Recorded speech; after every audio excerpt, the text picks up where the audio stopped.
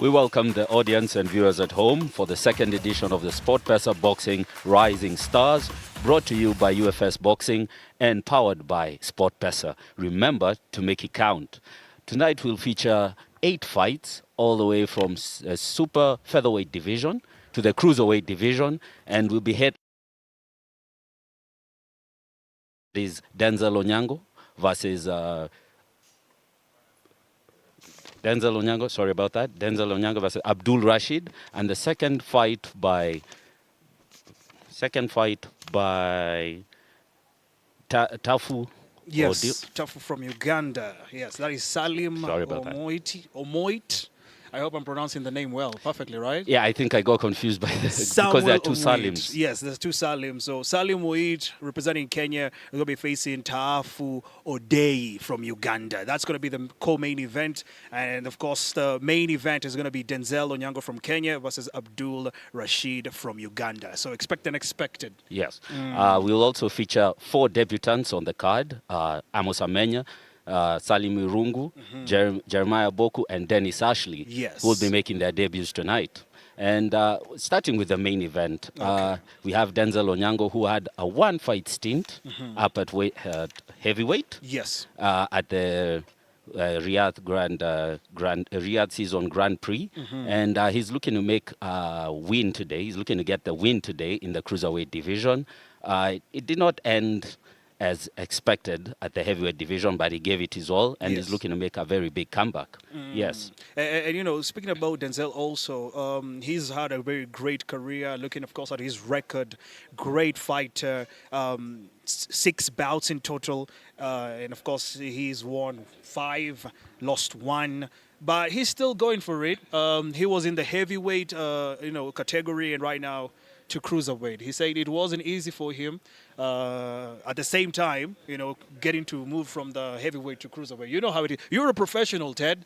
Yeah, so you definitely know how. Going up in weight, and it involves a change of tactics. Yes. He came out blasting in the first round, but and big boys, they can absorb the punishment and survive. And yeah, that didn't go to plan, but I think coming down to cruiserweight, which is his natural weight division, he's going to pose a very big challenge, coming off the gate fast. And his opponent, Abdul Rashid, is a seasoned veteran, has banked many rounds in the ring, and is always game, has a tough chin. He has the chin to take those punches. So it'll be interesting to see if he'll go past the 4th round, and then we'll see how Denzel's conditioning will hold up as he goes into the later rounds. Yeah, and also look at the age gap between the two fighters. Denzel, 25 years old, and Abdul on the other side is 38 years old. Will youth do the trick, or will the wily veteran, manage to persist and come back and win the fight later on once the young person, the youthful guy has expended his energy in the first few rounds? And ladies and gentlemen, for those who are watching us back at home, we are live at SportPesa YouTube channel. My name is Joel Sunday. I'll be taking you through on the commentary table. And my name is Teddy Muriithi, and we welcome you to a wonderful night of fights. We also have on the card, we have Edwin Owino versus Salim Irungu. Edwin Owino is coming in with six wins. And he's a very tough opponent, takes it to full rounds, and Salim Irungu will be coming in to make a statement and get back in the win column. I don't know whether we can shoot back to what Edwin Owino had to say when he was quizzed earlier on yesterday at the weigh-ins.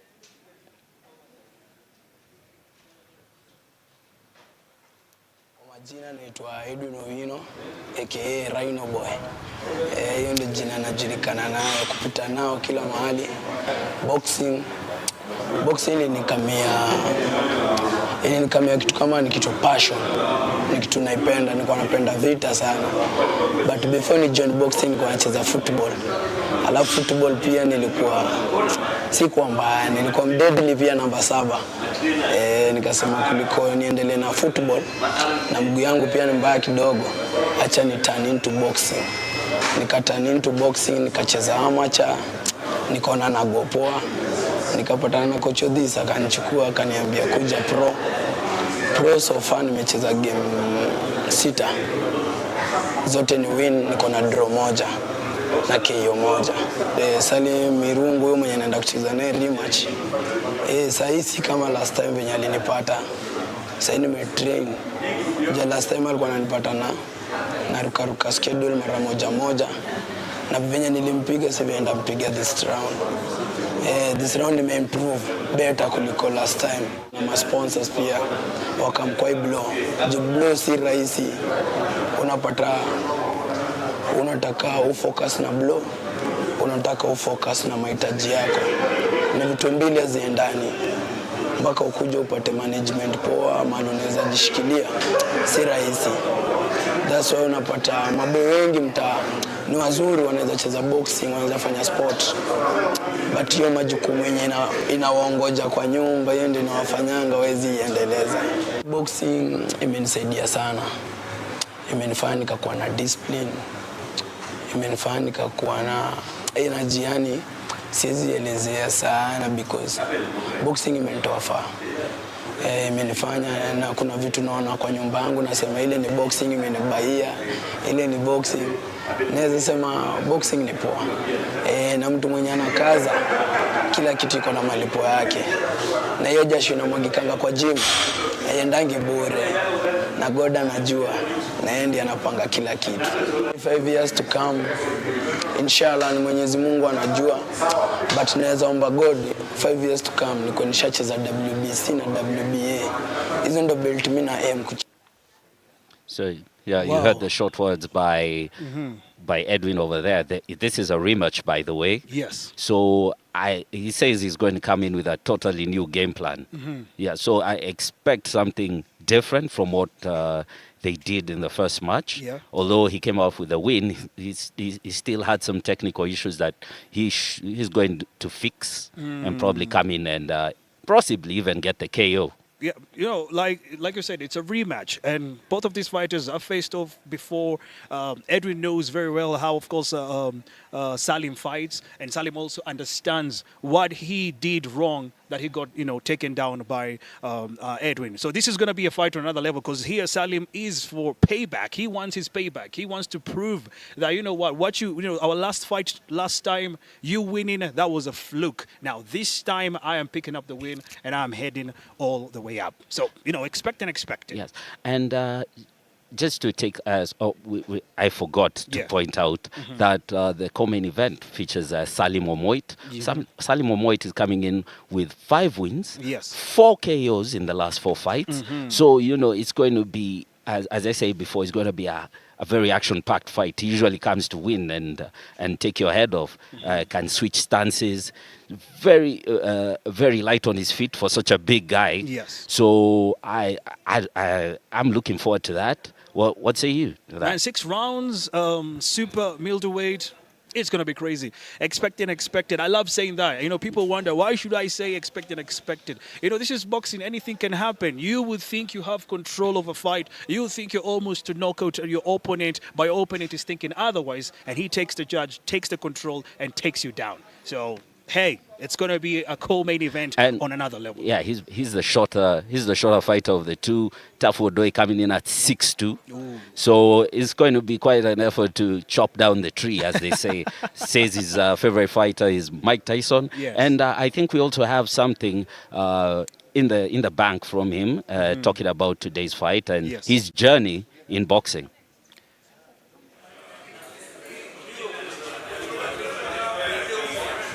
Ni Salim Mustafa Omoit. Tushafanya weighing sahi. Boxing nimeanza kitu 2012. Lakini before boxing nilikuwa kickboxer. Na niliona bado najua boxing, nikaamua ni switch to boxing. Juu kickboxing kidogo challenges ilikuwa hapa kule, nikaona boxing iko na potential kidogo na pia nilikuwa naielewa. So nika switch to boxing na nimecheza kickboxing, nimecheza amateur from 2012 mpaka mpaka 2019. Hapo 2019 kalelo kidogo, nikarudi nikacheza 2022, nikacheza game moja tena nikapotea, ndo nimerudi last year, na so far nimecheza professional side, niko na 5 fights na zote ni win, 4 KOs, hakuna lose. Na kesho natarajia pia kucheza vizuri kwa game ya kesho. Mafans lazima wafurahie, taonesha show poa. Yeah. There you have it. Yes. He's coming in to win, and yeah, I'm expecting fireworks in that one. But I'll also give it up to tough Odoyi if he goes through the full 6 rounds with a moroder like Salim on your case. But everyone has their own way to express themselves. Everyone is ready to show the world here tonight what they've been training for. It's not just a walk in the path. You have to sweat. You have to show everyone that you deserve to get a victory. You deserve to be in this ring, and that's why you get to see, of course, these fighters able to do what they do. Yes, Salim, to me, I like that the fact that in addition to having power in both hands, yes, he has the technical ability to use his feet. So getting in out of range will be the main question, particularly when you're dealing with a taller opponent in Tafu who has the jab, who can move in, who can move outside and just jab from the outside. And here's the interesting thing: the fight before this, Collins Nyakwaka and Salim Omoit have a common opponent in Otieno Owenge. Collins Nyakwaka is coming in with also, 5 wins. Okay. And 4 KOs as well. Very heavy-handed puncher, very strong jab on that one. And I'll also let him give us a preview of how he expects everything to go today, as well as his own journey. Collins Nyakwaka, kwa sasa niko na 39 years na mimi na train Pal Boxing Club, niko pale Kikomba. Na nikianza hii boxing ilianza 2017. By that time nilikuwa mechanic, bado niko nafanya kazi ya mechanic. So hapo nilipata napatana na marafiki zangu wakitoka training, na nikaona pia mimi kutoka saa 11 mpaka saa 12 hakuna kitu tunafanya, hiyo ni time yangu kwa kutrain. Hapo nilijoin boxing kwa mchezo tu, nikaona ni mchezo mzuri na nikaipenda tu sana. Nilianzia hapo 2017, nikaanza kutrain by 2018, nikaanza kwenda amateur boxing, amateur games. Nikachezea Kenya Prison. Kwanza nilianza Korokocho, gym ya Korokocho. Nikaenda Kenya Prisons. Nikacheza Kenya Prisons mpaka Kenya Open yangu ya kwanza. Hapo ndo nikatoka amateur nikaturn pro. Pro ni turn 2021.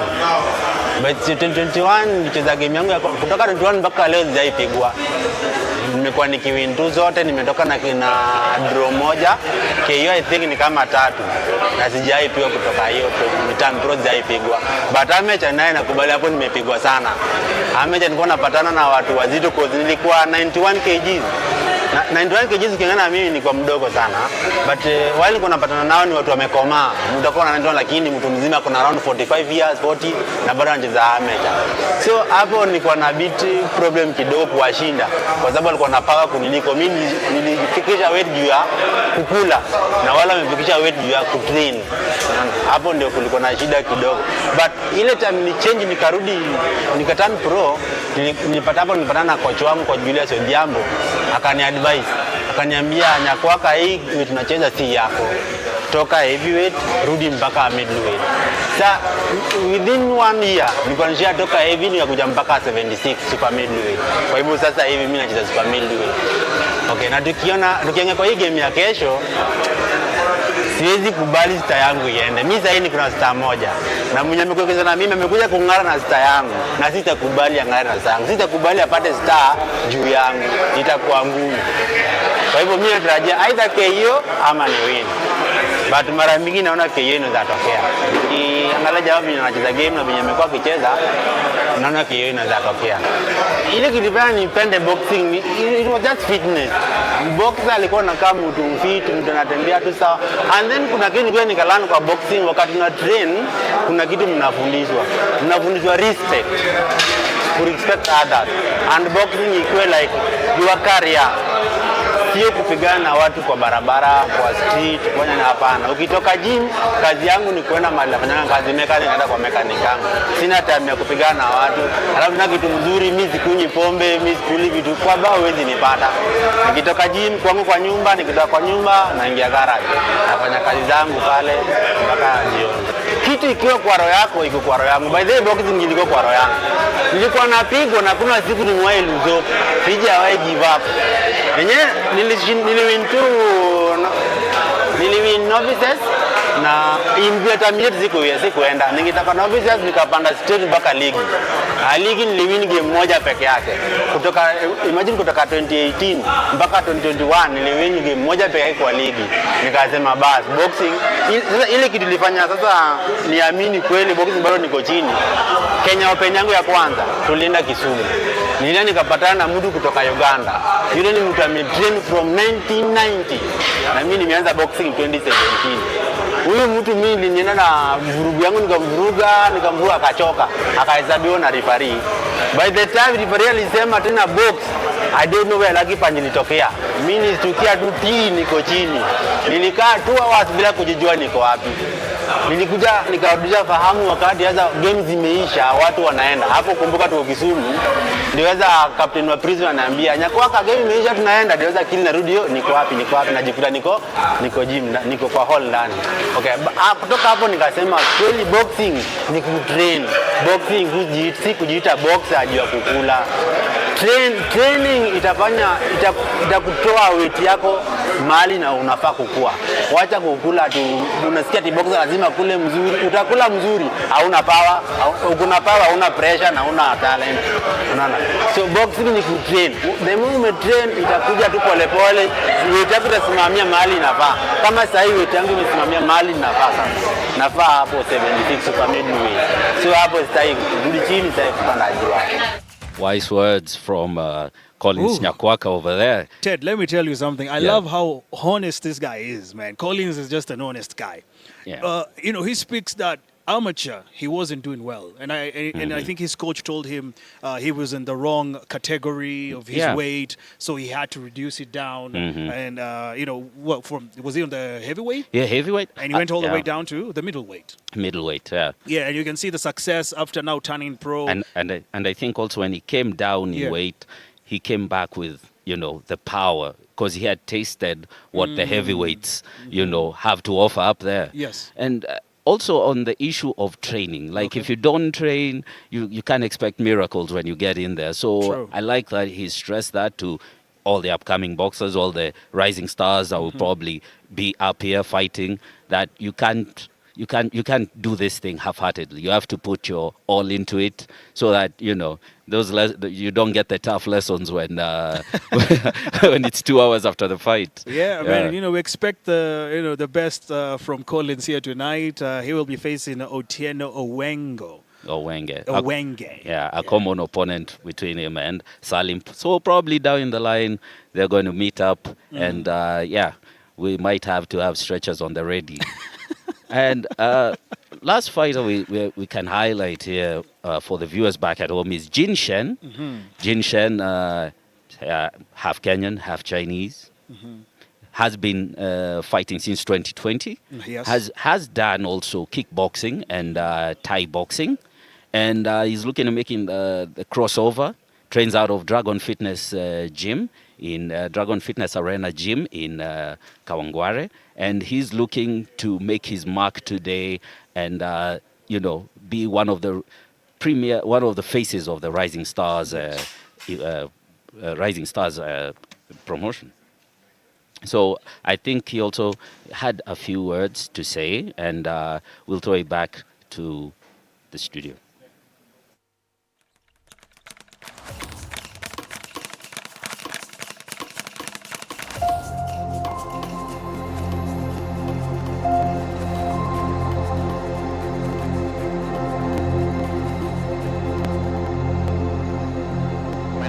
Shen, I'm 21 years old. I've been boxing since 2017 till now. I got introduced to boxing by my big brother. My biggest biggest inspiration right now is my coach, since he's been with me since 2017, helping me improve. I'd like to be like him, maybe turn pro, maybe become a coach, maybe leave the country.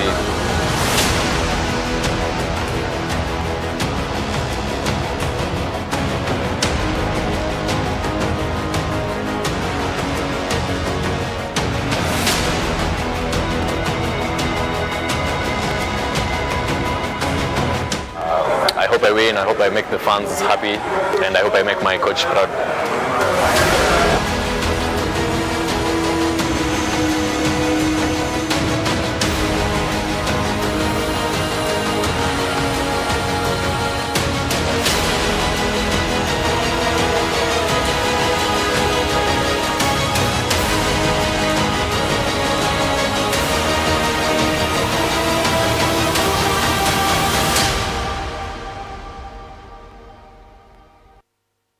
A promo and a half. So if you're not, if you don't have the goosebumps Yes. right now, I don't know, what you're made of. But he's picking a very big game, and Yes. for someone his age, it's very mature, very mature. Looking forward to the challenge. He'd been blowing up the promoter's phone, looking for a Yeah, fight. ask. I really want to get in. Put me in. I can do this. Yes. And now he's here with us tonight. He's gonna be facing Jeremy Abuko. What do you think? What do you think about Jeremy? Jeremiah Buko says he began boxing in 1995, but didn't get the chance to actually step in there and, prove his skills. So tonight will be the night where he finally, gets off first gear and gets in there and, shows what he's made of. He's up already. against a tough opponent. I've Yes. watched Shen some of his kickboxing fights. Very aggressive young individual. So yeah, if you don't mind your P's and Q's, you're gonna end up a highlight. So it'll be a fight to watch, but also experience, life experience for Jeremiah could probably count, but we shall see as the fight rolls in. So they're both making their debut here tonight. So it's gonna be crazy. Like you said, one has that experience a little bit. He hasn't done it professionally, but he's got that experience. Gene just coming up. But anyway, we don't know what's going to happen, right? Yes, but as we say, expect the unexpected, and also with those four debutants, Yes. they're looking to go further in the sport. So hopefully down the line we'll see them in more Rising Stars events. Yeah. So yeah, all the best to everyone competing, even guys we haven't mentioned. Still tune in, don't leave, Yes. because it's these are just guys we thought show have something interesting in the background of why they're fighting. All right. Thank you so much, everybody who's watching us back at home. We're live at SportPesa YouTube channel. Great sponsors for the event here tonight. Brought to you by UFS Boxing Promotion. SportPesa sponsoring everything, making sure that we make it count. See you guys in the next one. We're going to be starting the show officially in the next few minutes. So be with us and enjoy.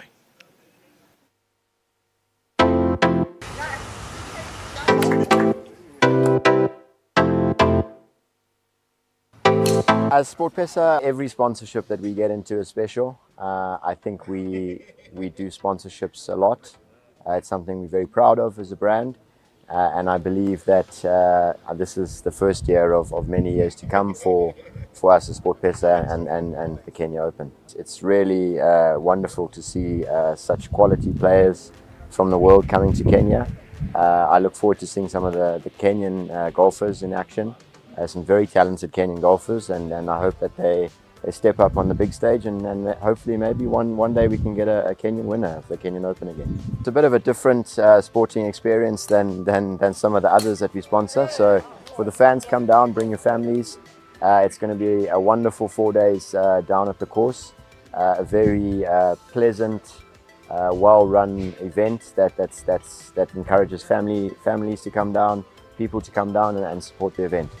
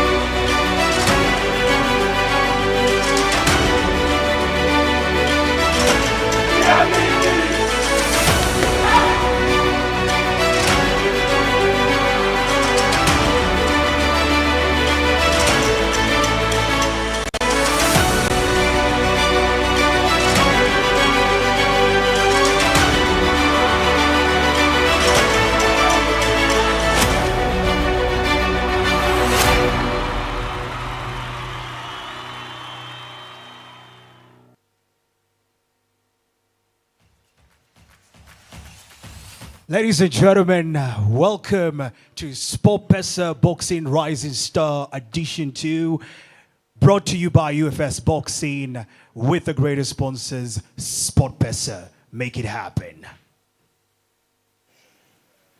For you who are watching us back at home, we are live on SportPesa YouTube channel. We've got 8 bouts happening here tonight, all sanctioned under KPBC, with, of course, the president himself, Ruben Dolo. We want to begin with the first fight of the night. Ladies and gentlemen, introducing this amazing fighter. He's making his debut here tonight.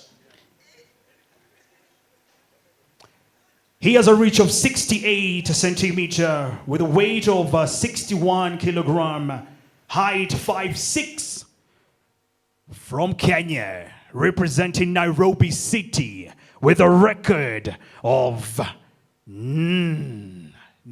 That's what I mean. Fighting from the blue corner, introducing Dennis Ashley.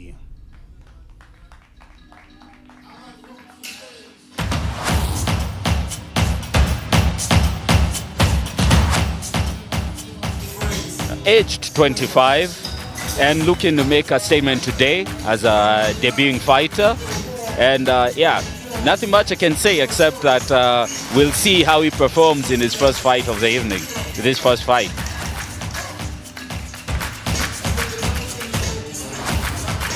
Interesting choice of music.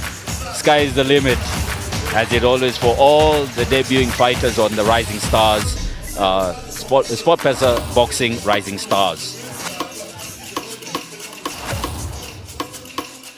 Now introducing his challenger.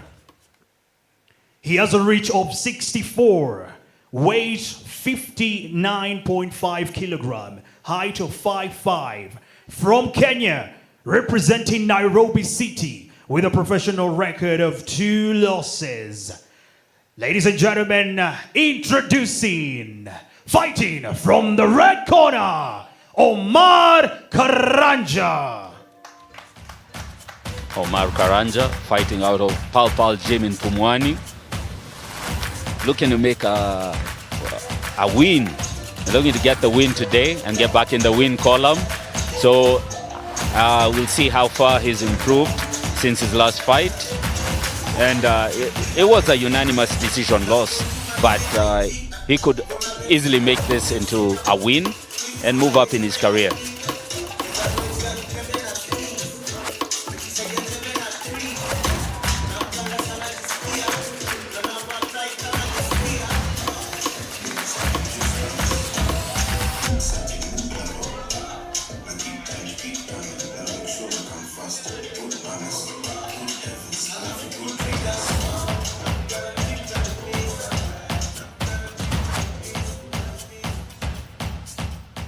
Okay, remember guys, this is the lightweight category, going for 4 rounds. Judges involved: Judge number 1, Linda Abok; Judge number 2, Leonard Wanger; Judge number 3, Dave Watene. The official supervisor for all these fights, Eric Owango. And of course, official timekeeper, Ruben Dolo. The referee, the third man in this ring, Martin Daria.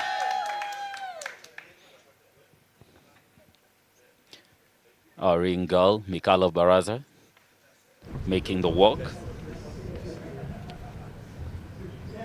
Boxers, remember our instructions at the changing room. Protect yourself at all times. Obey my commands. When I say stop, you stop. When I say break, you break. No rabbit punch, no headbutt, no hitting below the belt.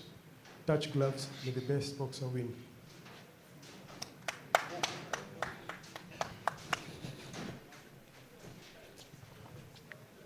And we are off.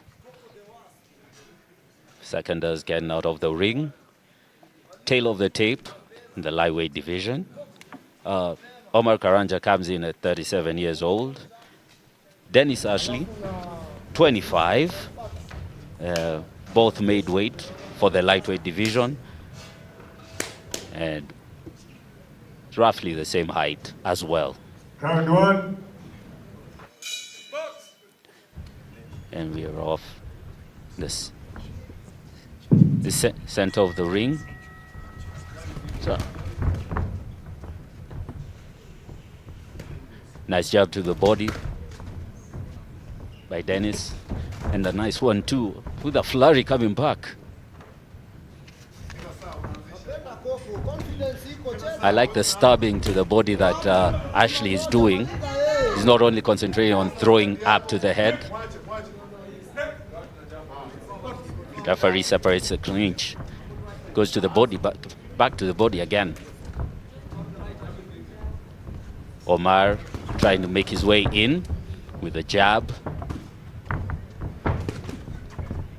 Now getting him close to the fence, and he's throwing some 3-4s right there, hooks to the head by Dennis Ashley. Stabs the body again with a jab, comes back up with a hook. From the tape, the coaches are very loud in the corner. They're asking him to initiate the exchange, but Omar is right there in his face, you know, has the lead hand out, trying to lead with a 2-3. Dennis Ashley crashes the space and flurries him into the corner. So Ashley is looking to land, gets off the fence. Omar, nice exchange, getting caught and being pushed to the fence by Dennis Ashley. Nice dig to the body by Omar, nice dig to the body. Kind of made Dennis Ashley's feet leave the ground. Another stab by the cross to the body by Dennis Ashley. Really investing. Omar gets into a Philly shell, but gets off it, pushes Dennis back. Dennis changing levels. Joe, so far, what do you think is going down? Oh, this is going to be crazy. I'm seeing what is going in right now, and I'll tell you, Dennis is winning this. Yeah. Dennis all the way. I like the fact that he's not concentrating on going upstairs. He's digging to the body. Yes. He's been doing that with the cross and the jab, and trying to get Omar's hands down, but Omar is relentless with the pressure. He's always in his face. Yeah, Omar just been the inward fighter, pushing on right there at Dennis. But Dennis, and try to swing a wild hook over there. Nice one. Jab joust. We're almost to the end of the first round. That was a good round. That was actually, and it's going on well. So far, so good. Omar trying to go in right there with a bit of hooks, but not getting the right, attack on Dennis. Yeah, I think that was a very good, solid round for Ashley in my books. But the fact that Dennis is still keeping the pressure on Dennis and not allowing him to dictate the fight. Yes. That's also a good sign. Probably could wear him down because he's the more experienced fighter. Right now you can see on the blue side, which is Dennis Ashley's side, getting of course a little bit of that advice from his coach, trying to tell him, you need to really, I think, I'm just trying to guess what he's trying to tell him. I think from the motions that he's done, trying to tell him to continue digging to the body, get those hands down. Yes. There was a moment in the fight that Omar went into a Philly shell because he was trying to protect his lower body, and then Dennis Ashley switched up and went upstairs. Yeah, not forgetting also on the other side, the red side, which was Omar's side, also getting his advice from the coach. Coach says, you just keep on throwing those hooks. Throw them as much as you can and get him down. Round 2, ladies and gentlemen, here we go. Back to the center of the ring. Jab joust going on.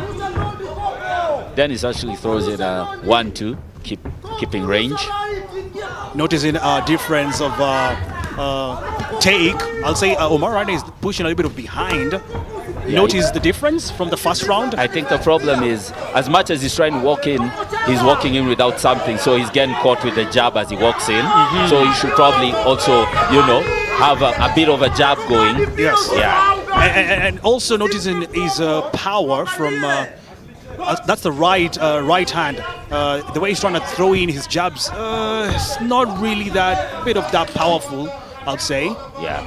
I don't know what to expect. Dives in with that was a nice left hook of the probing jab right there. Omar, showing off a little bit. Yeah, as you've watched from other fights, likes to showboat a little bit. You know, That's give the fans about. a show. Oh, they have a nice exchange in the corner, right next to the commentary booth. I loved the weaving right there coming from Omar, trying to escape from the hook. That was almost nice escape but Omar is on him like white on rice. Reverses the situation back to the center of the ring. Taking control. Omar that was a nice in, but not getting chopping it. right, but gets reversed. The push still goes on. Two amazing fighters opening the fight for us here tonight. Dennis trying to aim in. Dennis is fighting like someone who's been in the ring before. Is it me, or he's fighting with a bit of experience? With Dennis, I'll say amateur.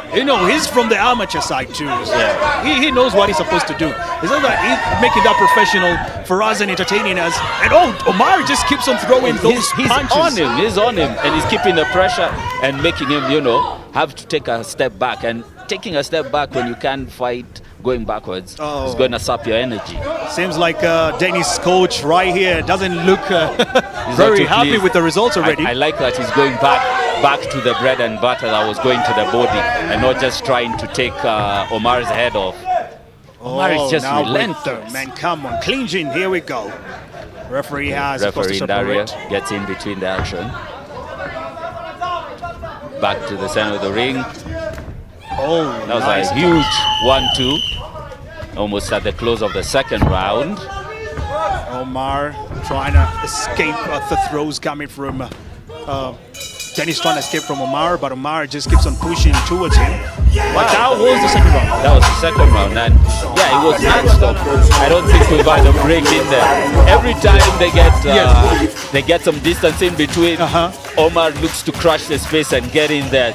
Yeah, I think he's probably trying to overwhelm him with volume. And on the judges' scorecard, judges' eyes, he probably looks, like he's doing very good work in that round. And now we're seeing on the red corner, we spoke about the blue corner on the first round. The red corner right now, seeing the coach advising Omar, telling him, keep throwing those hooks, keep throwing every single power in your hand that you got. Just make sure you take down Omar. We don't have time. Yeah. We don't have time. That was a nice following him out with a 1-2 in the rapid combination. Yeah, the replays. That's the replay going on right there. Tries to swing into position with the hook and the right. Back to the center of the ring. Omar probing, light touches, not throwing it, committing with full power to everything. Yeah, it's more of like, are you going to throw it fast or no? Are you going to throw the fast one or not? Just let it come. Yeah, I think Dennis Ashley is trying to get him coming in and, meet him with the right cross coming in. But I think also Omar is starting to judge the distance quite well. Great fight from both of these guys. Omar with that jab a little bit. Dennis going in with the jabs. Yeah. Fires the double 1-2. I told you, Omar just going with them, man. Those are some killer swings right there with the right hand. Omar no wasting time. He's like, it's a win or not. It feels like I've watched 2 fights already because it's been non-stop. And you're gonna love this is what we love to watch. When you see a fight just keeps on going, the fighters are bringing their fights together. That's the amazing part about it. And not trying to fight negatively. I just wish Omar could, stick the jab in before he walks into range. Yeah, because I think Dennis actually is trying to time him as he's coming in. Cheap shot. Did you see what Dennis was doing there? That was a cheap shot. He was trying to do the Mayweather. You remember the Mayweather thing? The Philly shell. Yeah. And with that that was a sleep or? was that was a grazing shot by Dennis. Dennis takes down Omar. Referee has to confirm with a count. Are you good? Seems we're still gonna go on. I thought that was a slip, but the referee knows best in that. Jab joust in the middle, fires that right. And now you can see the momentum coming from Dennis now. Omar is trying to come back with those ahead. Oh, gets him off balance with that left hook. Clumsily entered the exchange in the pocket. Oh, catches him with a nice right hook. Has him staggered and clinches for dear life. Omar is upset. He's like, you took me down. I need to do the same to you. We came back with something, you know, straight from hell right there. Talk about this. And you say it. Tries to come in, gets met with a stiff cross coming in. And gets pushed to the fence. Gets followed out. Come on, Dennis. Keeps going with the punches. Hooks. That. What is Omar trying to whisper? Dennis Omar is he's trying to get in there. He's trying to get in there. You know, not giving him a time to rest. Yeah, it's like Omar trying to tell Dennis, man, come on, take it slow on me, bro. We're no enemies, man. We're just fighting. Again, and we come to the close of the third round. That was a nice hook and right-handed exchange. The fans. Yeah, enjoying themselves. Enjoying themselves. They're really loving the action in there. And I hope you are as well at home. Let me tell you, when it's UFS boxing promotion, man, we bring you the best. And there are the highlights we've seen. This is a fight between Omar and Dennis. Omar is on red, and of course, Dennis on blue, taking each other down. Just a bit of highlights on how they're throwing the hooks, and you know, I think that knockdown or was it a slip? It was ruled because the referee counted him out. Hey, we need that replay back. Director, take it back a little bit. We need to see what happened. We need to see what happened. Was that a slide? I don't think that was a slide. That was a hit from Dennis. That was a hit. I feel he was off balance, but as long as the referee counted him, give him the 10 count, yes, it's going to go into the judges' book. So that probably was a Dennis round. Look at that. Okay, there we go. That was a good highlight. If you're a judge, would you give it to Omar or Dennis? The optics, you know, it looks someone at home that looks like a grazing punch. High guard for Omar. The final round, ladies and gentlemen. Gets him with the jab, coming in. He's coming in behind the high guard now and trying to smother any attacks by Dennis Ashley. And one thing I'm noticing about this fight, by the way, Ted, if you haven't noticed, they have not been blocking their faces. They haven't not been doing the paddling on. Like, they've just been throwing punches. Yeah, I mean, I've noticed that. These guys have batteries in the back, you know. It's like non-stop.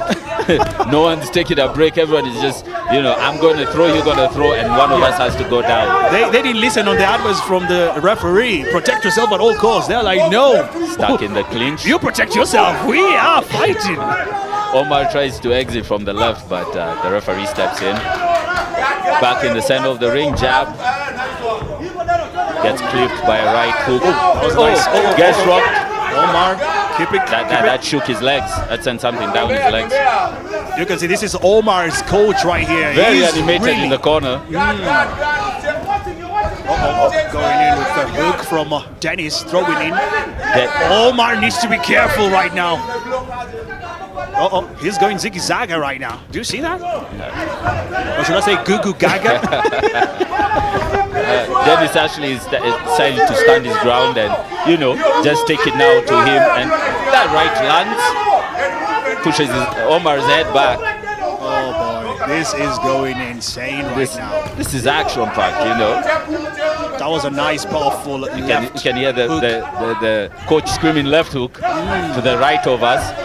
Yeah, that's Omar's coach. He's like, yo, hands up right. I like the fact that within all these exchanges, I've just seen Ashley keep the jab, you know. As much as he started swinging for the head, the jab is always there. If you give him the space, he's going to shoot the jab. There you go, Dennis' coach, really enjoying himself outside there, focusing on this match. He knows what is at stake. He wants his, of course, fighter to win. He wants him to win. Back in there with the exchanges, backing up to the corner. He lets him off the fence and he comes back to the center of the ring.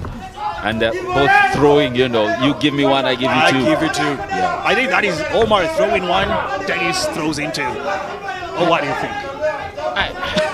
Do I have different eyes? Do I have different eyes here?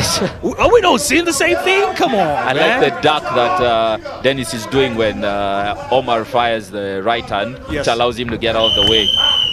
Digs to the body. Oh, that took something. I could see how Omar was moving after that right cross to the body by Dennis Ashley. And there Omar going with the clinching. He had to waste that time. He knew very well anything could happen. And we've come to the end of the fourth round, and that was exciting. Well, expected, man. 4 rounds, clean.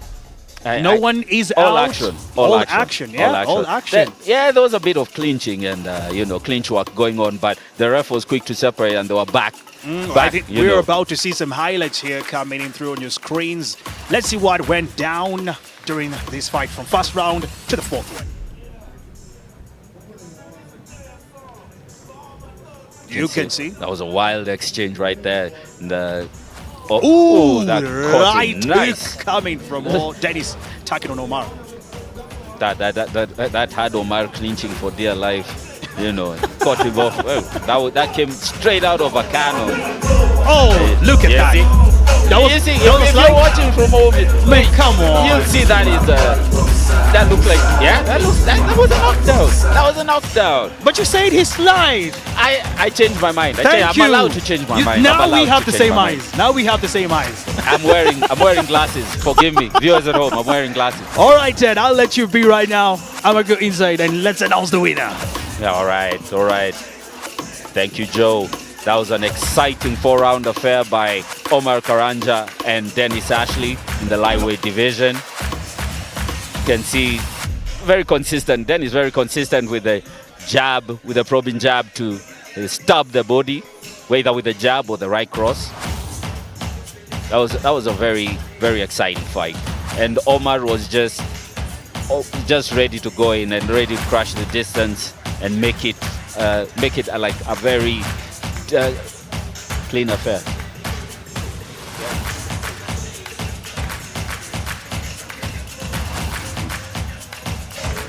As we await the judges are going to give us the decision soon enough. You could tell us in the comments who you think won this first fight of the evening. Remember, we still have 7 fights to go, all the way to the Okay, our fighters, please join the referee right here in the middle of the ring. Okay. Thank you. And here are the results. Coach, I see you. Judge number 1, 36-39. Judge number 2, 35-40. Judge number 3, 35-40. Ladies and gentlemen, the winner by unanimous decision is Dennis Ashley.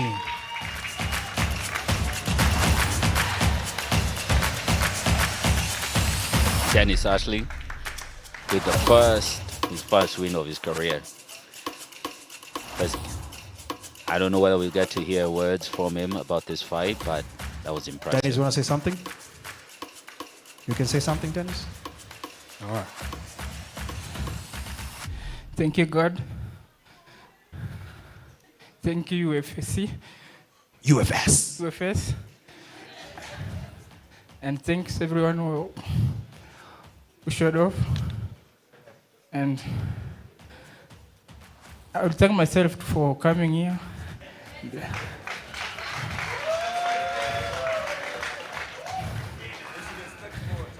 Yeah, I think you should expect more from me from now.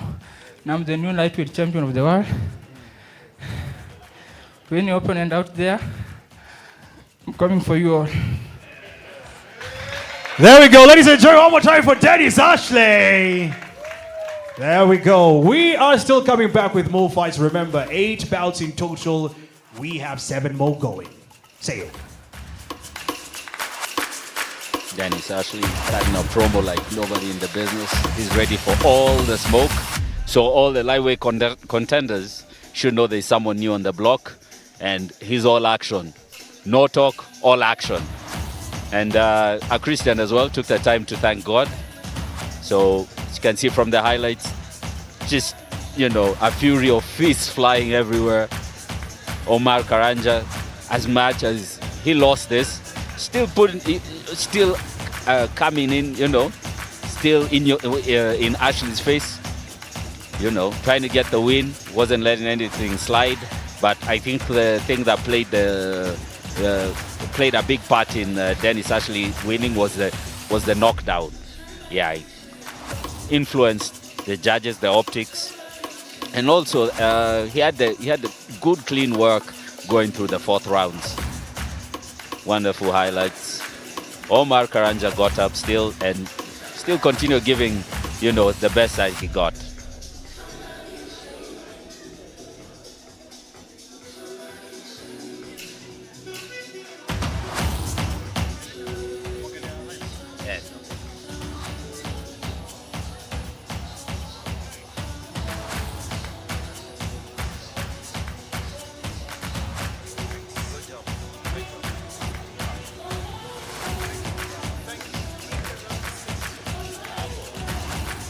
Wonderful, lovely.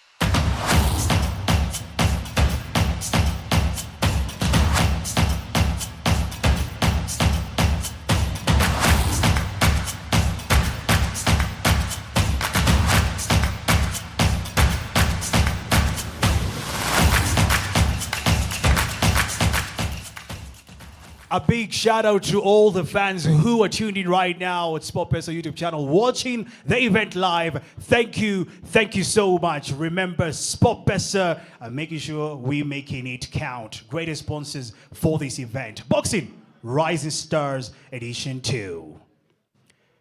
And now introducing fight number 2.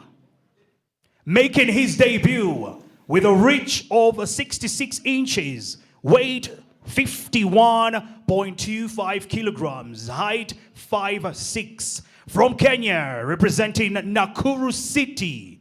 Ladies and gentlemen, from the blue corner, Jeremiah Abuko.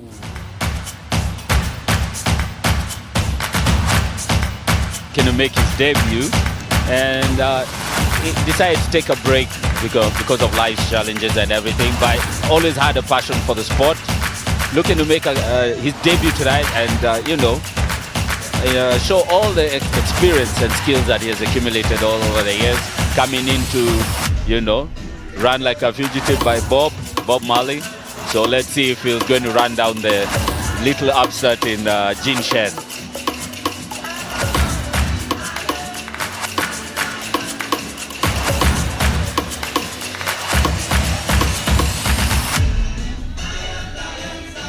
Fighting out of Kivumbini Gym in Nakuru.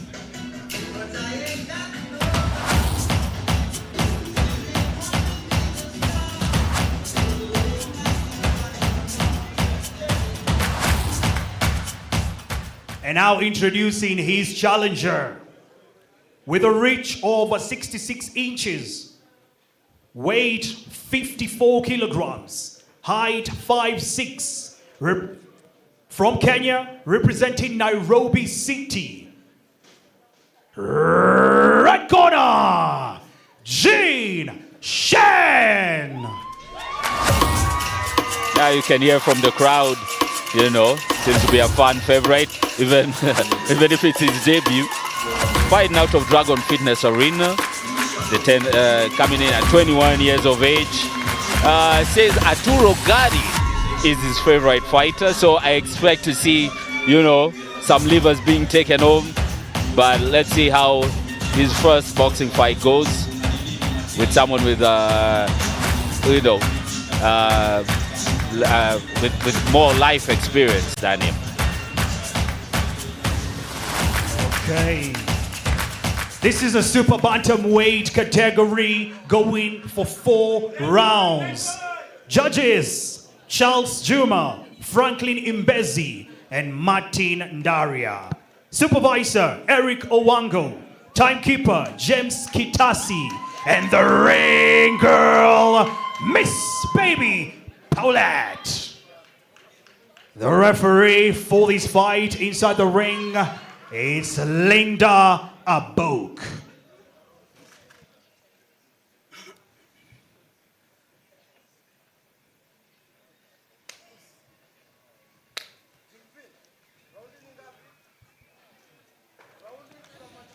As we said in the changing room, I'm the boss here. Protect yourself all the time. Show the good fight. May the best boxer win. Referee Linda Abok with the stern warning that she is the boss of this fight and she will not tolerate any unsportsmanlike activity going on. First round. The center of the ring. Shen keeping that lead hand out there, slight jabs. Tentative, moving laterally, getting him into traps.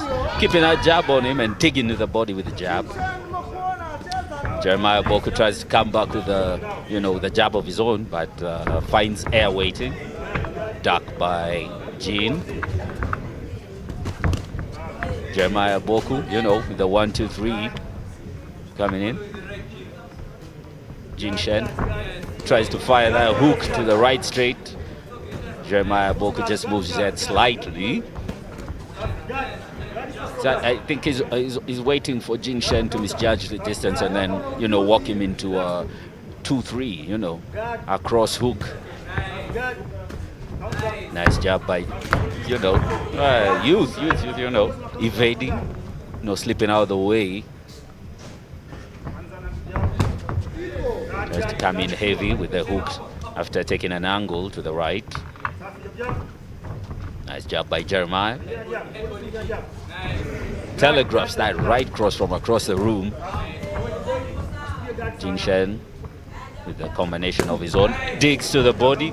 That was loud. That was loud for all the people in the arena today. Gets back in there with the one and a stub downstairs. Light on his feet.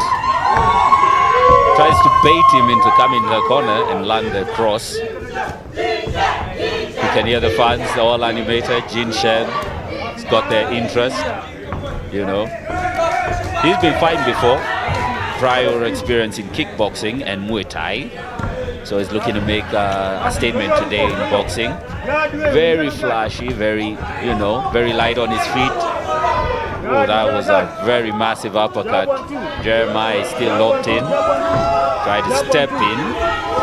You're going to love the action, Ted. Yeah.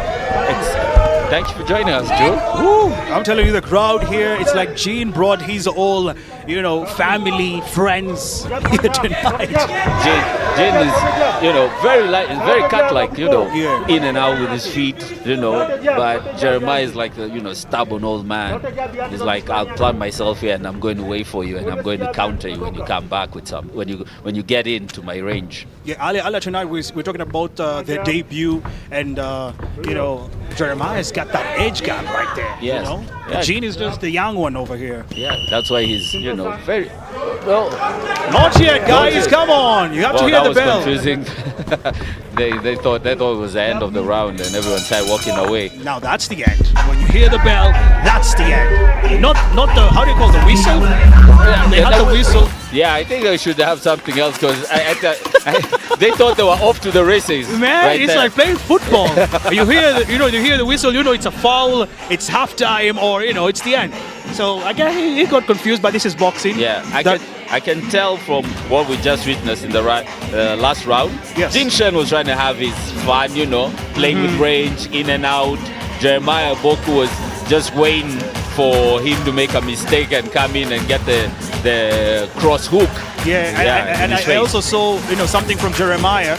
He got a bit of upset when he had the fans chanting Gene, and he's like, "Oh, okay, I would be too. Yeah, okay. I'm gonna show you now. I'm gonna take you down in front of your fans." Yes, I'm gonna hit you with something. Try to follow him to the fence. Yes, but that was a nice exit by Shen off the fence. But yeah, let's see how the second round unfolds. For those who are watching back at home, Gene has red shots and Jeremiah has blue shots. Straight to the middle of the ring for Shen. Gets back with a hook. Get him.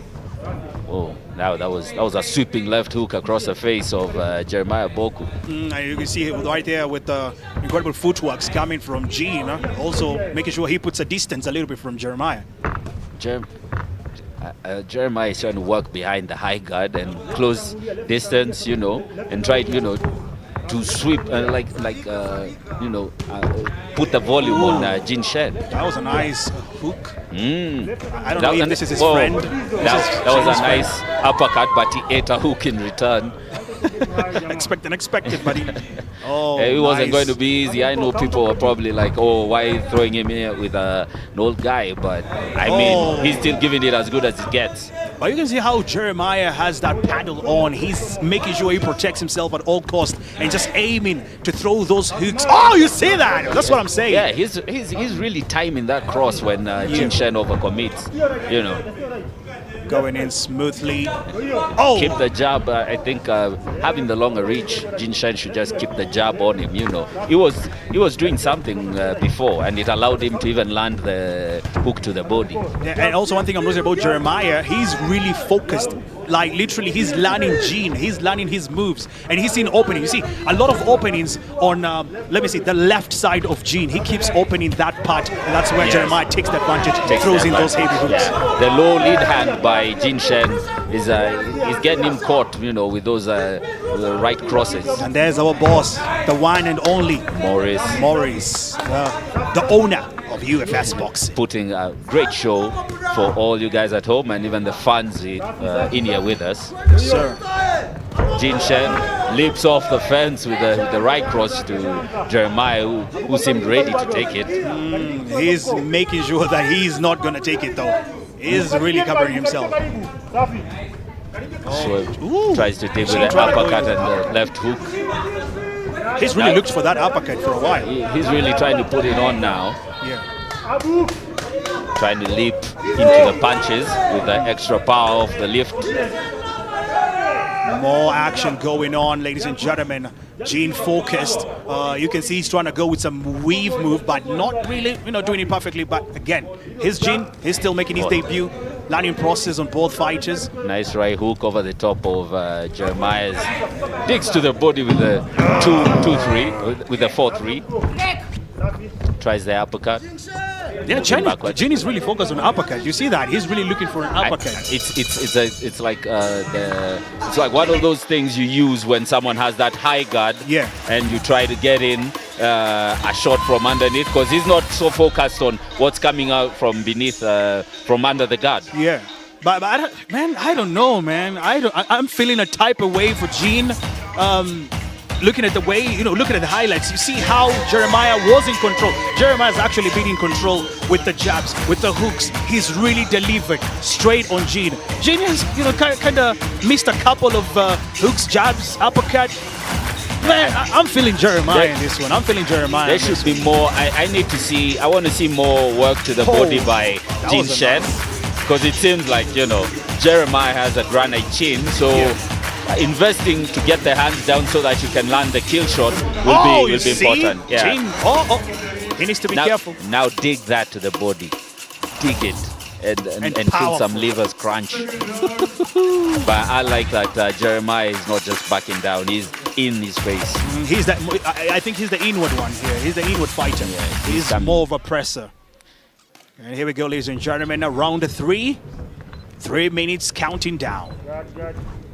Need to see more jabs from Jin Shen. Gets caught by the jab coming in. I like the way he's faking with the left but throws it harder with the right. That is Jeremiah. Yeah, nice dig to the body, off to the liver. That one landed. Another dig to the body. Looks like I'm talking to him. I gave him the game plan. Jeremiah! Jeremiah is in there, landing big. Man, I don't know what to say about this. Gene, man, come on. You can do better. I believe in you. But hey, Jeremiah, keep going. Jeremiah is like the rolling locomotive is just chugging along. He's like, hey, we can do this all night long. Gets ready to throw back. Jin Shen should go back to the body, had him open, and off the fence. Digs that uppercut. You can see the guy with the flag right there, the fan. He really enjoyed himself. He's also throwing, the punches on the air. Yeah, you feel like you should get your chance in the ring as well. He's gonna go with it. Jeremiah walks him into, that right hook as he swams towards the fence. I really don't understand with Gene's uppercut. Gets caught with a nice right cross by and digs that uppercut. There we go. Gene coming strong. Throws it on the lower body. Shook Jeremiah Boku's legs. But that's a tough cookie in there. 44 years of maturing. What you mean 4 years for maturing, bro? Come on. There's blood coming off the nose. Jeremiah's gonna get Gaga. Goes after him. Gene keeps pushing. He's looking for an uppercut. But Jeremiah is still coming back with that right. Yes, sir, Dan. This is our fight I love to see. Jumps into that, jumps into that hook and lands it. It wasn't easy. Gene fell to that power too. Jeremiah Boku seems revitalized and is coming up. Gets dug in by that uppercut as well. Gene just wants the uppercut, bro. He wants to make history in his debut here tonight. He wants to end it with an uppercut, nothing else. But it seems like Jeremiah isn't seeing that.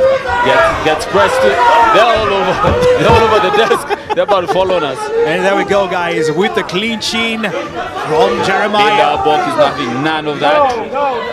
Jeremiah looks at his coach, digs to the body, digs upstairs as well. I love the fact that the judges changed right there from the whistle to now slamming the table. Yeah, that was a good call. It was a bit confusing. Both seem exhausted. They really went after it. I think could it be a case of nerves for Jin Shen being his pro debut? But man, Jin has really, I would say this is one of my favorite rounds from Jin, to be honest. Yeah. I didn't like the first one and the second one, but the third one, he's really brought it out. He's really made sure that he made it perfectly. And here we go, guys, with the highlights. Jin right there trying to go for an uppercut, misses. Snake uppercut, yeah. Jeremiah also misses right there with another hit. What a highlight this. Oh, Jeremiah was throwing them. That by a whisker. But Jeremiah really has been throwing the hooks. Yeah. Not gonna lie. And I think he's finding success because sometimes Jin Shen takes pictures where after he throws his punches, he's there in range taking pictures and he's open to getting hit. Oh, what a highlight that was. And we're still going on the final round, ladies and gentlemen. This is round number 4. Jin Shen versus Jeremiah Boku. What a fight.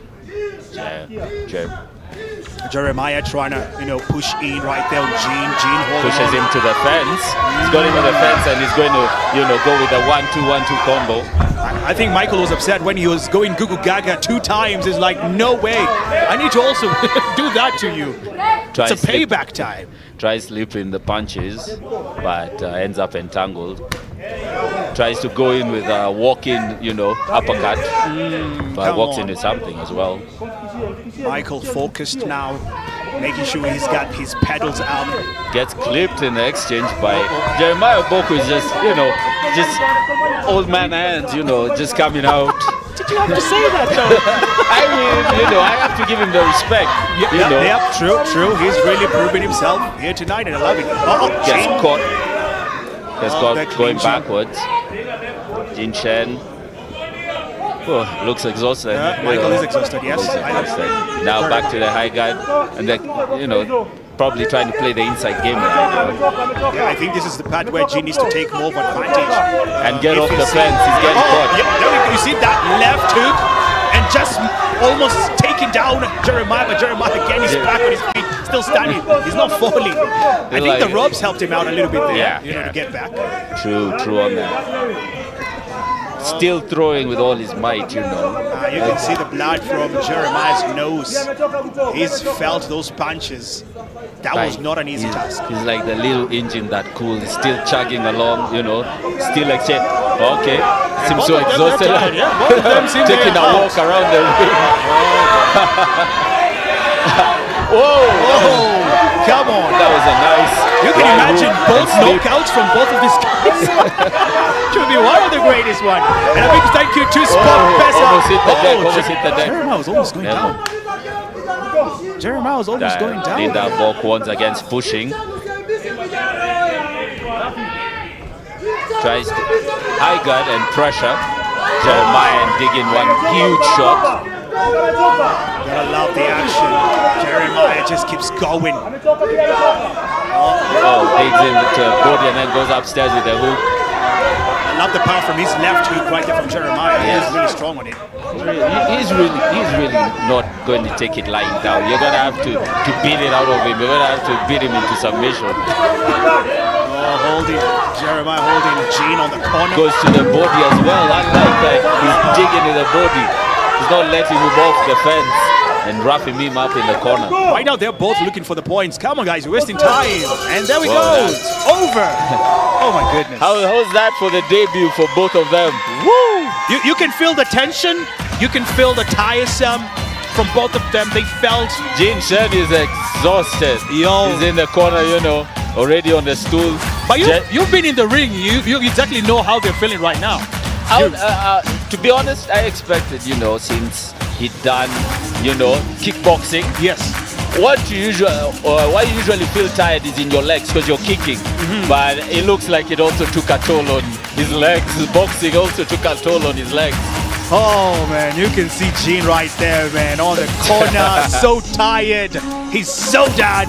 Jeremiah, Boku, old man yes. Logan in the corner. The highlights right there for people back at home to just watch what happened. You can see how Gene was trying to throw in some uppercuts. Oh, he threw that amazing power left hook, trying to take down another left hook attack, but still couldn't be able to take down Jeremiah. How Jeremiah was taking a step back and just firing, as much as he was getting caught, he was still in there because Gene was just in range. But again, both fighters making their debut here tonight. It was awesome. I love the fact that they went for the 4 rounds. You could see how in the 4th round they were both, like spent and they started taking walks. But if that right hook that we've just seen from Jeremiah, if it had caught on Gene would have been down. It would have been over. Yeah, it doesn't look fast, but when it lands, it looks like it has something behind it. It has some salt and pepper. Strong guy. Strong guy. 44 years old and took it to the limit with Shen. Making a debut with 44 years. You can do it too, guys. Never give up. At home, start running and join a boxing gym. I love it, ladies and gentlemen. What a fight that was. It's just the second fight. We are excited. A big shout out to SportPesa, the amazing sponsors for the night, and UFS Boxing for making sure we have the best fighters around. Remember to make it count. Yes, sir. And we'll have the judges' decision in a few. Joe heads over to get the verdict from the judges. It was all action, as I expected before. Probably didn't go the way I thought in my head, but, impressive all the same. All right, fighters, please join us at the middle with Linda Boku.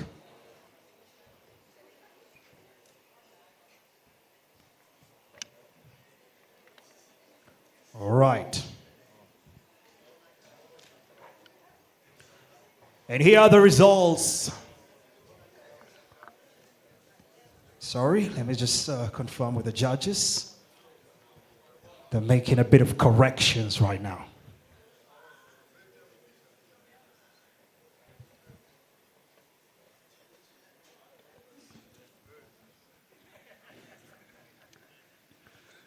You can see how exhausted they both look. Okay, and here are the results, ladies and gentlemen. Judge number 1, 39-37. Judge number 2, 40-36.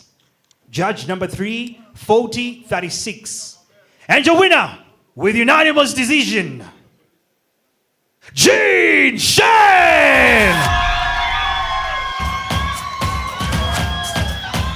Yes. Amazing fight. He's going to be sore tonight, but he goes home with a win. Shen fighting out of Dragon Fitness Arena. Okay. Jeremiah, just come over here, Jeremiah. By the way, guys, Jeremiah is making his debut here tonight, just being 44 years old. I'll see you. Imagine. Never give up, right? Jeremiah, nataka nijue kwanza. Uko 44 sahi, lakini uliamua ukuje boxing ufanye debut yako ukwe professional. Inspiration ilikuwa nini? Niliona na waste maisha yangu kama kurudi mazoezi. Una waste maisha? Na waste maisha yangu mtaani. Ukaona sasa ukuje kwenye boxing. Imekuchukua muda ngapi hivi kutrain at least kukua penye huko kwa level yenye huko saa hizi? Kama saa hii kutokea niwache miaka 6 nyuma. Nimetrain wiki 2. Umetrain wiki 2? Oh wow, okay. Asante sana mzee Jeremiah, tunashukuru. We hope to see more from you. I'll see you. Thank you so much. Aye, Jin Shen! Ladies and gentlemen, Jin Shen, it's your debut, my brother, and it's been amazing. You've gone for 4 rounds. How did it feel for you? Well, I'm not used to 4 rounds. The last round was challenging, but I was able to push through it. Yeah. There was a moment I've seen that you're almost taking Jeremiah down. I think almost 2 shots. You had 2 of your hooks coming in close to Jeremiah, taking him down. At that moment, what was going on in your mind? I wanted to finish it, but I didn't want to rush it again. You know, enjoy the game for my fans also. So yeah. A bit of word for your fans. I can see you've got your friends, family. They're here to support you. Some words for them. Those guys are from the gym where I train in. Thank you guys for showing up. Kumbe nyinyi watu Ongwaro. All right. And I would love you to thank anyone who has been able to make your career possible also here tonight. My coach and my dear friend, Ruri. Thank you so much. Yeah. Amazing. Thank you so much, Gene. We hope to see more from you. I'd also like to thank my opponent. I did not know his age. That's really inspiring. So thank you to him. Awesome. I love it. Thank you so much, Gene. We appreciate you, my brother. Keep doing what you do. All right? Remember, ladies and gentlemen, we're still going on. SportPesa Boxing Rising Star happening. We have more matches coming. Be set, be comfortable, and a big shout out to our sponsor, SportPesa, for making these happen. SportPesa loves saying, make it count. And that's what Jeremiah just did here tonight. 44 years, making it count. We're here for you. UFS Boxing has got you. See you on the next one. Wonderful word.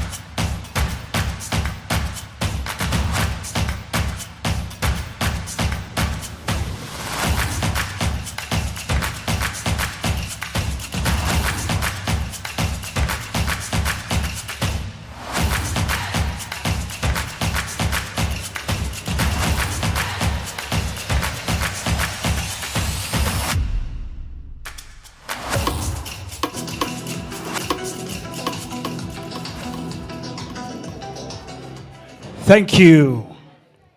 Introducing the third fight. Fighting from the blue corner with a reach of 64 inches, weight 57.2 kg, height of 5'6", from Kenya, representing Nairobi City, with a professional record of 1 win, 2 losses, 1 draw. Salim Irungu. Fighting out of Dandora Boxing Club. You can even hear it from the walkout music. He's proud to be from Dandora and representing a very action, oriented fighter. Always looking to prolong the exchanges, brawl, and basically outlast you in the ring.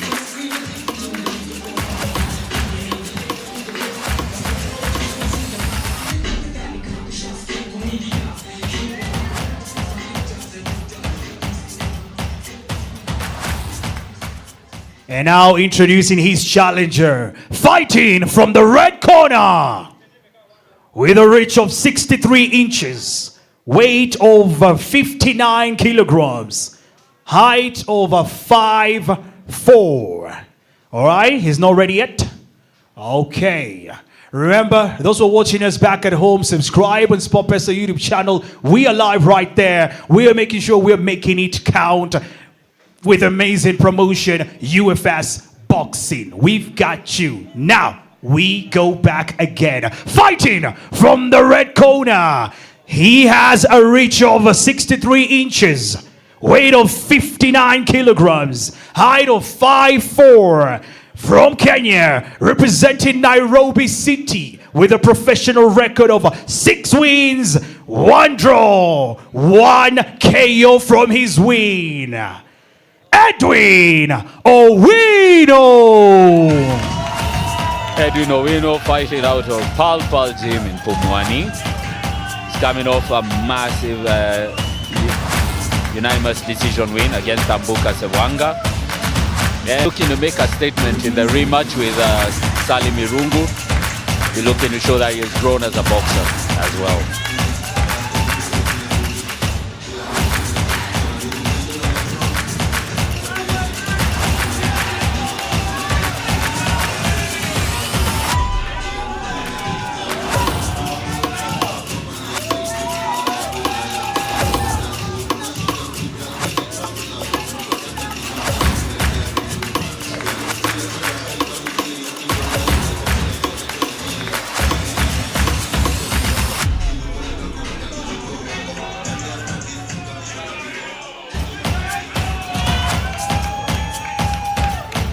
This is the super featherweight category, going for 4 rounds. The judges for this fight: Dave Watene, Martin Daria, and Francis Orlando. Supervisor Eric Owango. Timekeeper James Kitasi. And our beautiful ring girl, Queen Luango. Referee judge for this fight is Julius Odhiambo.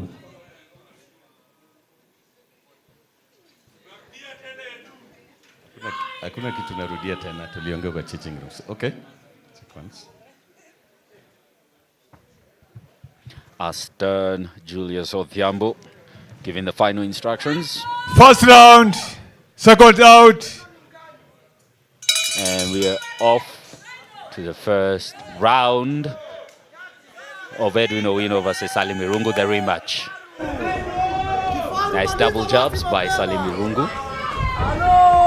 Edwin Owino goes downstairs with a stab to the body. Well,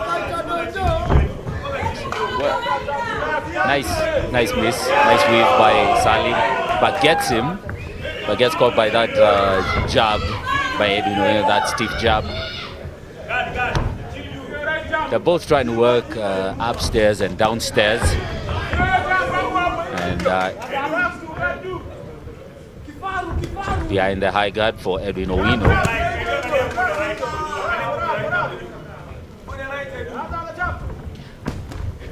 Nice job by Salim.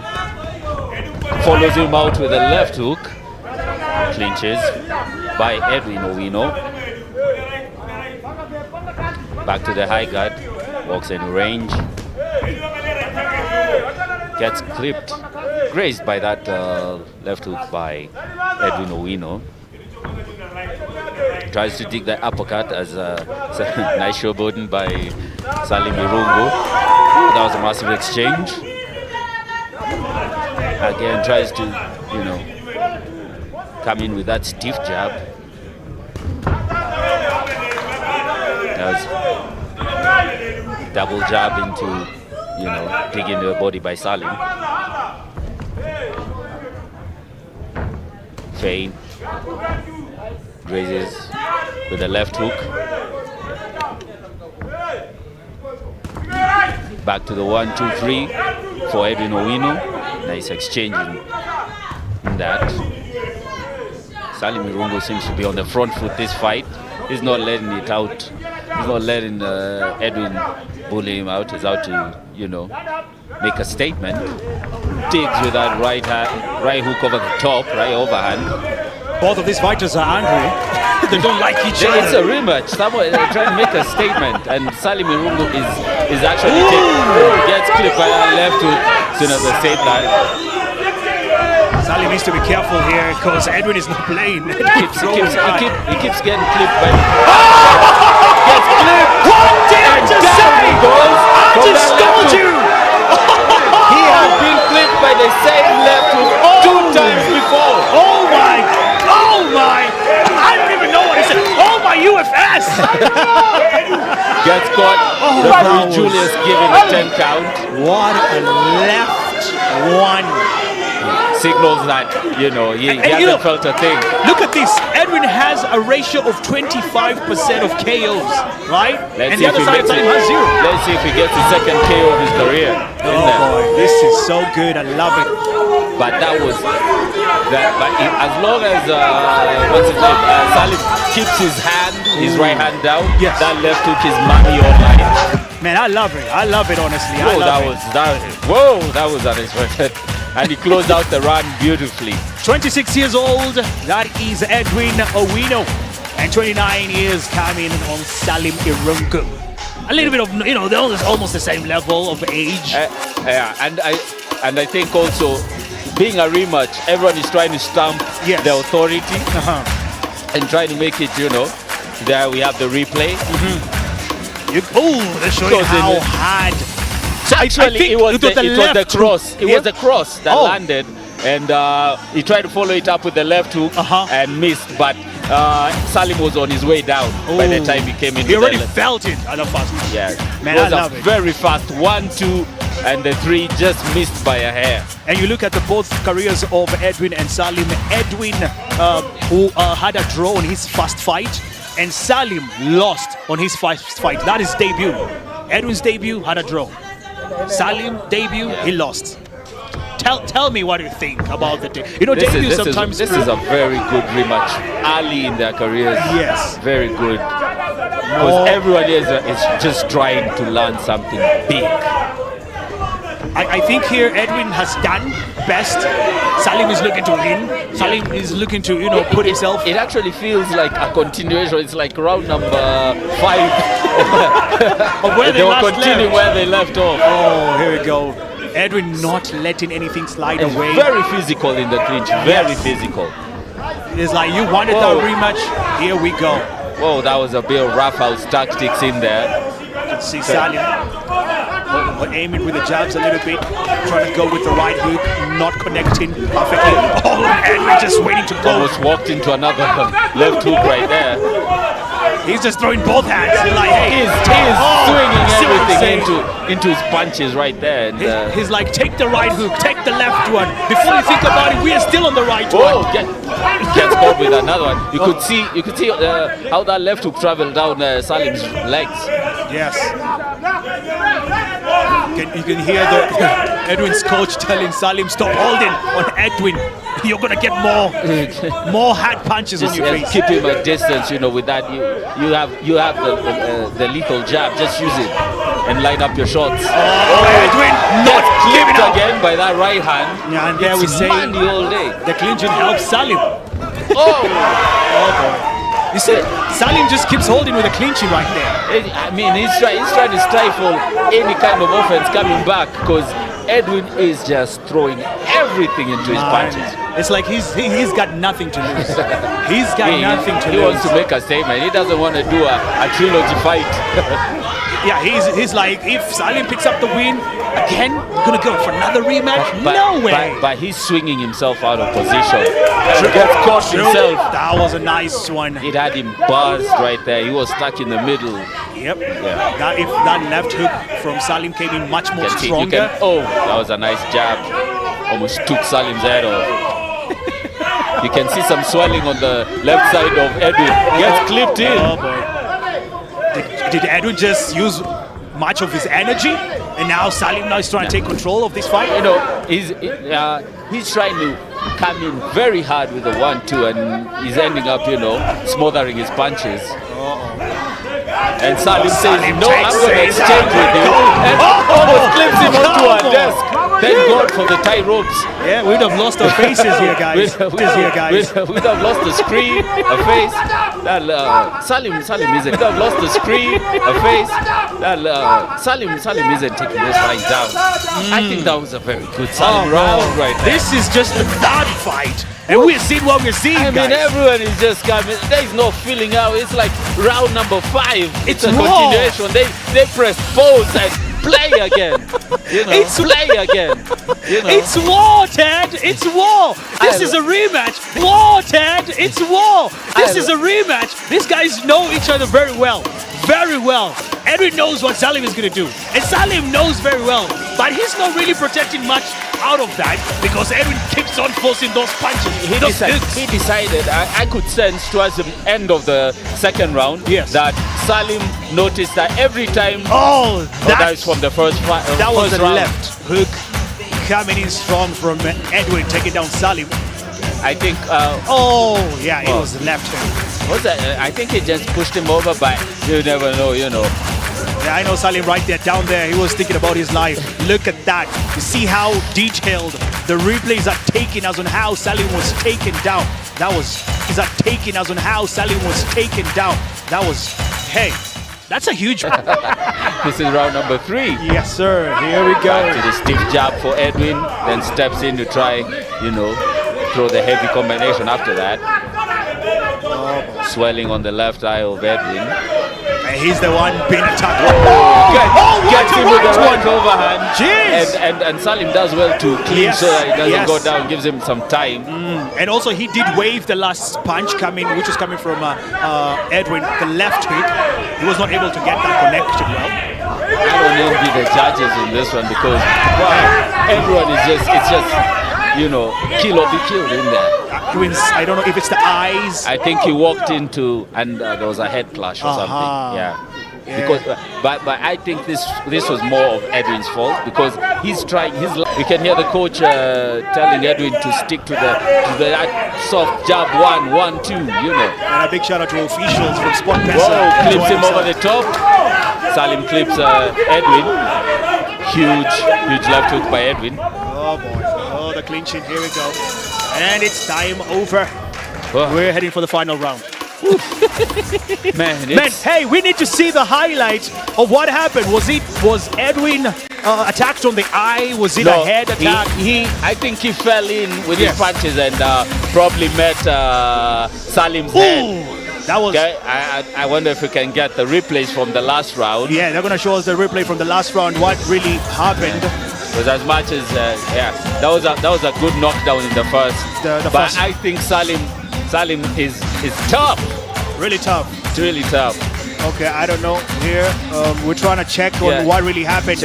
We were focusing on if it was the head or the eye.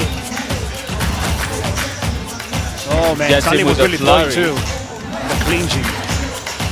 That had Salim reaching out, almost going for a for the leg. takedown. He almost went for a takedown over there. He's like, hey, God, you're going to save me on this swing. Oh, that was a quick 1-2 down the pipe. You can see the power from Edwin. He throws a punch and screams out. Throws a punch, screams out. Putting all the energy in his hands. If this goes the full 4, we're going to have a trilogy here in a few years. Oh, staggers Edwin. Should have gone in. Oh, boy. And this is why I think Edwin has a very good record. 4 wins. Yeah, Salim now should place his back. I think Edwin is very exhausted right now. He's been throwing everything with all his might, and his legs seem to be wobbly all over the place.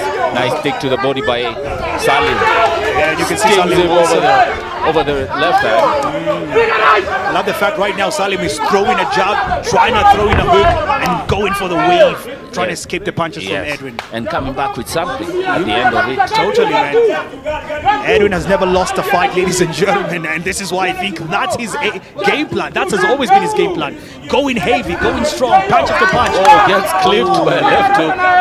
Salim is trying to put his combinations together quick. You can see the eye. Look at the eye from Edwin. Yeah, it's been getting a bit of punishment from that right hand of Salim. Yeah, when they tell you always protect yourself, that's what they mean. Protect yourself. Or you're going to end up looking like Edwin's He's face almost right dropping there. his mouth guard. Oh, boy. Screamed out loud and his mouth guard almost fell off. Told you, using all the power. But that has been his game plan. He's actually bleeding. And Salim comes, clips him with that right overhand. Seems like Salim is still good, man. I think Salim should press the action, press the issue. Oh, he's going. I think Edwin is feeling it. He's feeling it in the 4th round. He's losing it, bro. He's losing it. I can feel it. I can say it. I can smell it from here. I really hope we don't win our nice white shirts with blood coming off Edwin's eyes. Oh, boy. His eyes are really been destroyed. Salim should press the action, go to the body. That's a disadvantage for Edwin right now. Edwin has a disadvantage. Seems exhausted, Feels like it's been 40 minutes in there. And Salim just focused. Salim, come on. We've got 20 seconds counting down. You gotta do something, Press the action. Oh, boy. Oh, he slipped. Edwin slipped there. Yeah, Well, try to, 10 swab seconds down. Ended up dropping his mouth guard. I think the judges ended that fight. Come on. I don't know. The time just said 7 seconds. The time just runs the best. Hey, judges, what's wrong with you? Come on. Salim looks animated in the corner, It's like we could go on for 2 more rounds. Salim was just ready to go. That was a very nice rematch. If Edwin wins, I mean, he put in good work in the first 2 rounds, but started to fade in the 3rd and the 4th. But again, looking at it, man, you're gonna love Edwin at the same time. That is his strategy. He has never lost a fight using what he has been doing here. He's just throwing those heavy punches left, right, left, right, left, right. But he ended up having an eye issue. So, hey. An eye issue caused by Salim's right hand across his face. You gotta love these, ladies and gentlemen. What a fight that was. This is just the judge's decision. I think Joe will go up there to give us the judge's take on the fight. That was the first knockdown from the replay, first knockdown of the fight. But it was rock'em sock'em robots for most of the fight, with Salim Said picking up speed in the 3rd and the 4th. But I don't know how the judges see it, but it was a nice comeback effort by Salim. Salim decided, I'm not going to wait. I'm not going to let the judges take it out of my hands.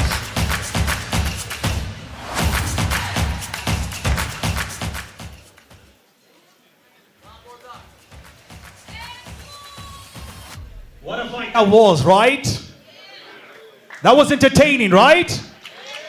Thank you so much to everybody who's having fun. Amazing, amazing fight from Salim and Edwin. Now that's what we call boxing. And we're just going to be waiting for more judges to get the results. We're good? All right.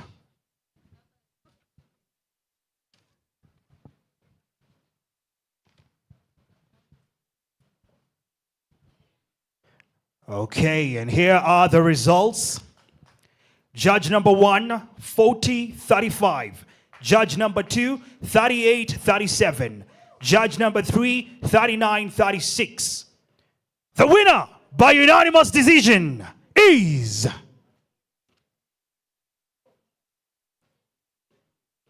Edwin Owino.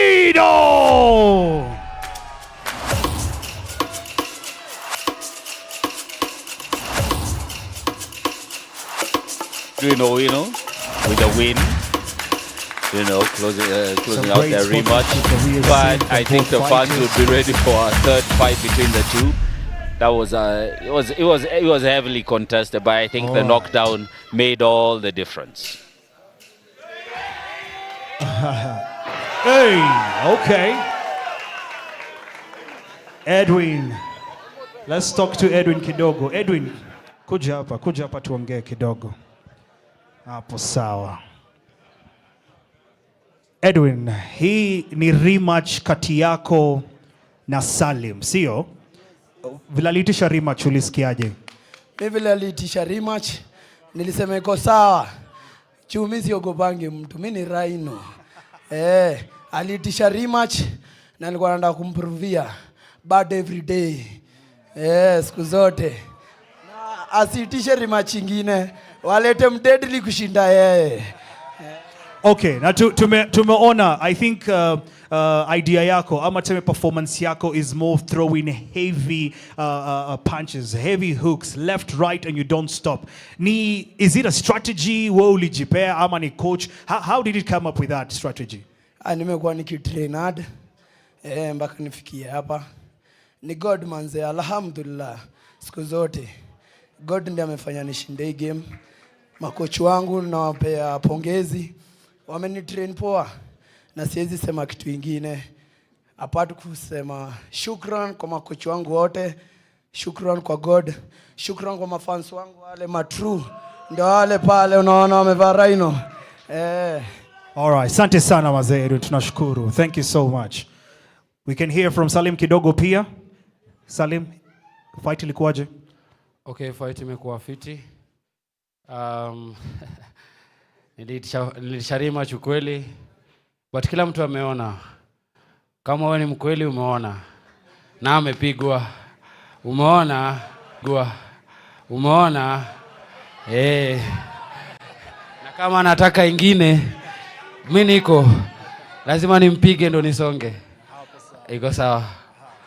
Amazing, man. A great fight from amazing fighters. That was Edwin Owino and Salim doing the best. Thank you so much. A big shout out to SportPesa one more time. Body sponsors. Man, wapi makofi ya SportPesa time. Body sponsors. Man, wapi makofi ya SportPesa, ladies and gentlemen. They have been making sure that we have the best and making sure our fighters are also doing right. We're still going on with more matches, more fights, expect the unexpected. For those who are watching this back at home, thank you so much for the numbers we're seeing. Thank you so much for the comments. You guys are loving everything. We've got you.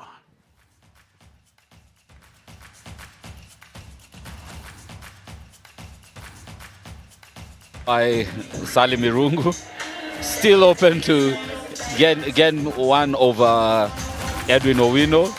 I mean, everyone would be tuned in to watch that. Still be a fight I'd tune in to watch because they really went at it, and it was action from the first minute.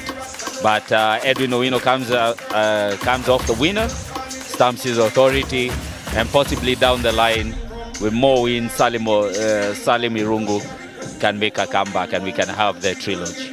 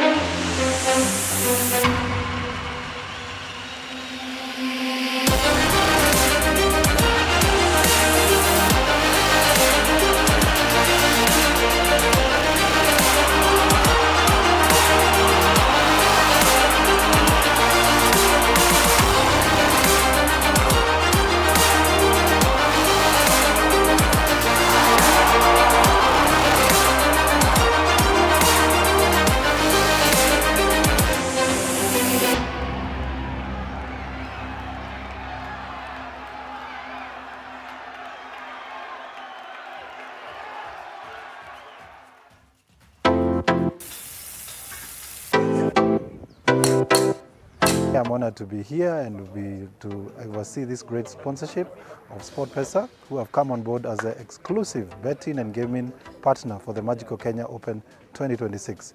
For me, being commercial, this is a great opportunity for the game of golf. As we know, SportPesa has always been supporting sports in Kenya, but this is a great milestone, and we're very happy to partner with SportPesa on this great journey. A journey of 1,000 miles starts with the first step, and I'm sure we've chosen the right partner as a betting partner and gaming partner for this tournament.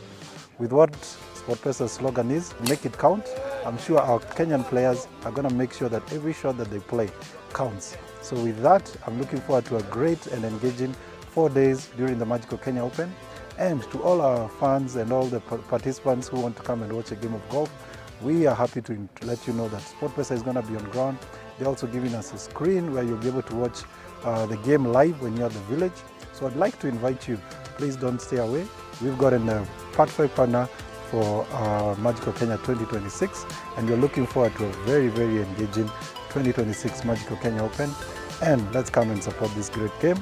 And to SportPesa, keep building the game, and we believe we are the best partner to work with in the betting industry.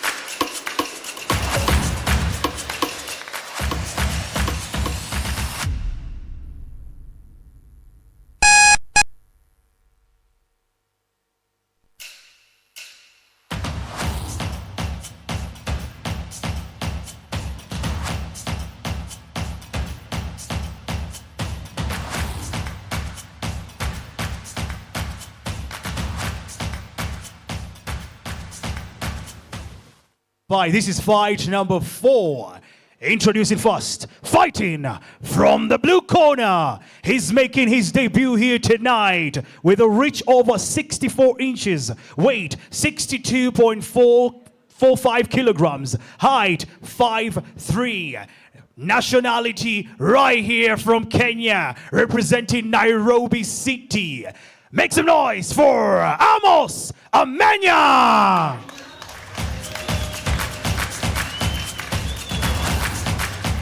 Simon Muriithi fighting out of Dandora Champions gym.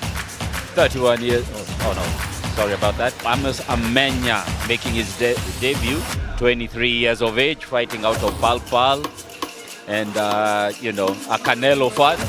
So I'm hoping to see, you know, inside action, pressing the action, you know, despite it being his debut. I know probably being a debut, the nerves are going to be a lot, but he can pass the test if he follows the right game plan.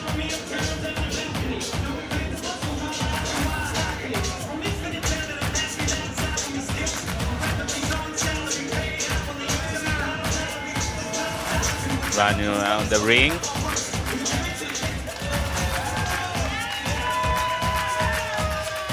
And now introducing his challenger, fighting from the red corner with a reach over 69 inches, weight 61.95 kilograms, height 5'5", right here from Kenya, representing Nairobi City. Professional record of 2 wins, 3 losses, 1 KO coming from the win.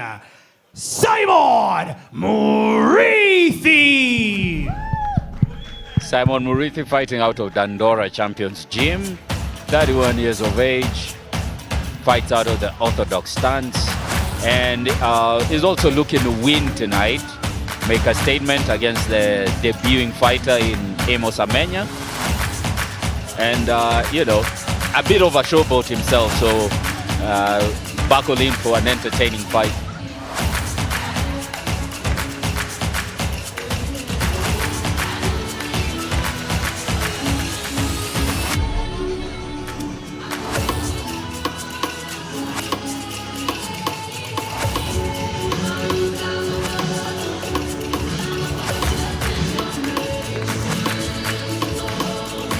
...31 years of age for Simon Muriithi, 23 years of age for Amos Amenya, the younger. All right. Roughly the same height.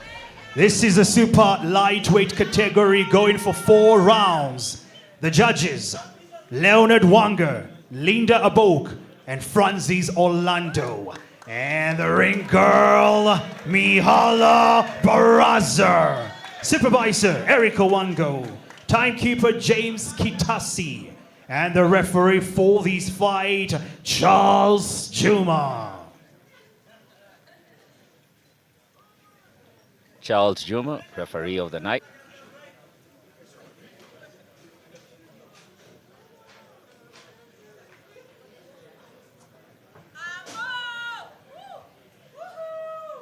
Boxers, this is just a reminder. We have been inside your changing room. No hitting below the belt, no holding, no pushing. When I say stop, it's a stop. When I say break, it's a break. Shake hands. Emphatic instructions by referee Charles Juma.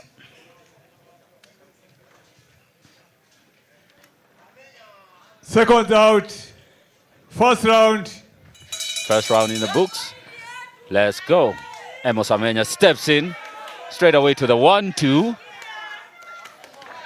Simon Muriithi comes in, but comes in with a few punches, but Amos Amenya goes under, digs to the body. Simon Muriithi should use a jab, being the taller fighter. Gets, steps back and gets Amos Amenya to the body. The step back uppercut. Digs to the body and moves off the fence. Amos Amenya is looking to close in with that fast 1-2.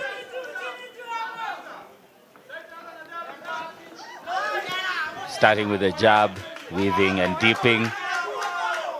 Misses with the uppercut. Simon Muriithi gets pushed to the ropes. Get into a tough exchange on the ropes. Controls him to get off the fence. Something seems to be the matter with Amos Amenya's shoes. Kicks at something. Simon Muriithi with the sweeping right hook over the top. Digs to the body again. Amos Amenya looks to close in and brawl in the exchange. Digs to the body. Proper feint, high and low by Simon Muriithi to close the distance. Whoa, that was a huge overhand by Amos Amenya. Swings it again.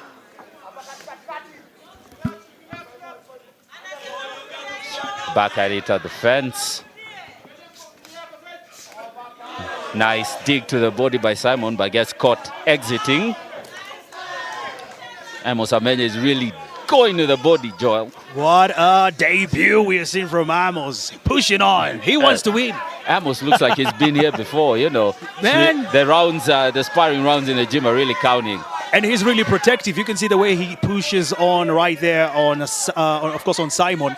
He's like waiting patiently to just strike. But the problem with waiting, sometimes I've noticed from his previous game, he can get too passive and allow the opponent to get off punches while he's still stuck in gear one, you know, trying to think up of something to counters. Gets caught in with that low rear hand. Amos Amenya is going off with the combinations. Man, Amos is just making sure he takes control. You know, this guy is like, he's done this before. He's going hard. He's going hard to the body, trying to get those hands low. You know, the clinching going on, of course, going on right there between Simon Charles and Juma Amos. steps in, gets him back to the center of the ring. Big shout out to there our seems to be a sponsors. problem with the sweeping left hook by Amos Amenya, but to close out the round. Wow. I don't know if you've noticed, but you should have a look at something is going on with Amos Amenya's shoe. What happened? Is it came off at the bottom? His shoes like came out? The sole came out. Oh. Yo. Oh, come on. I didn't see that though. That happens when you're trying to punch with everything. Man. But again, you know, Amos, I'll say he's impressed me on the first round. He's really done for amazing. someone who's making his debut. Yes. He's really bringing it to Simon.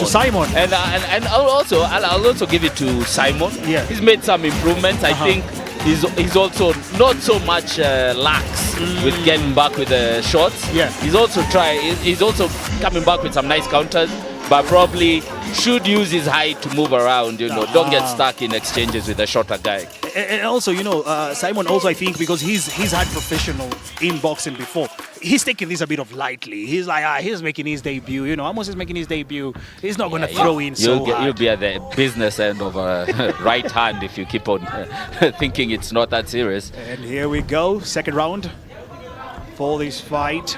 Behind the high guard for Amos Amenya. Oh! That was a nice check hook. Come on! But you gotta give it up to Simon. He didn't go down. He has He's a still chin, strong. you know. He has a chin. He's tough. That was strong. That was really strong. Amos Amenya, you know, working the probes, the feints, you know. I love the paddling from him too, just aiming, waiting patiently, striking at the right time.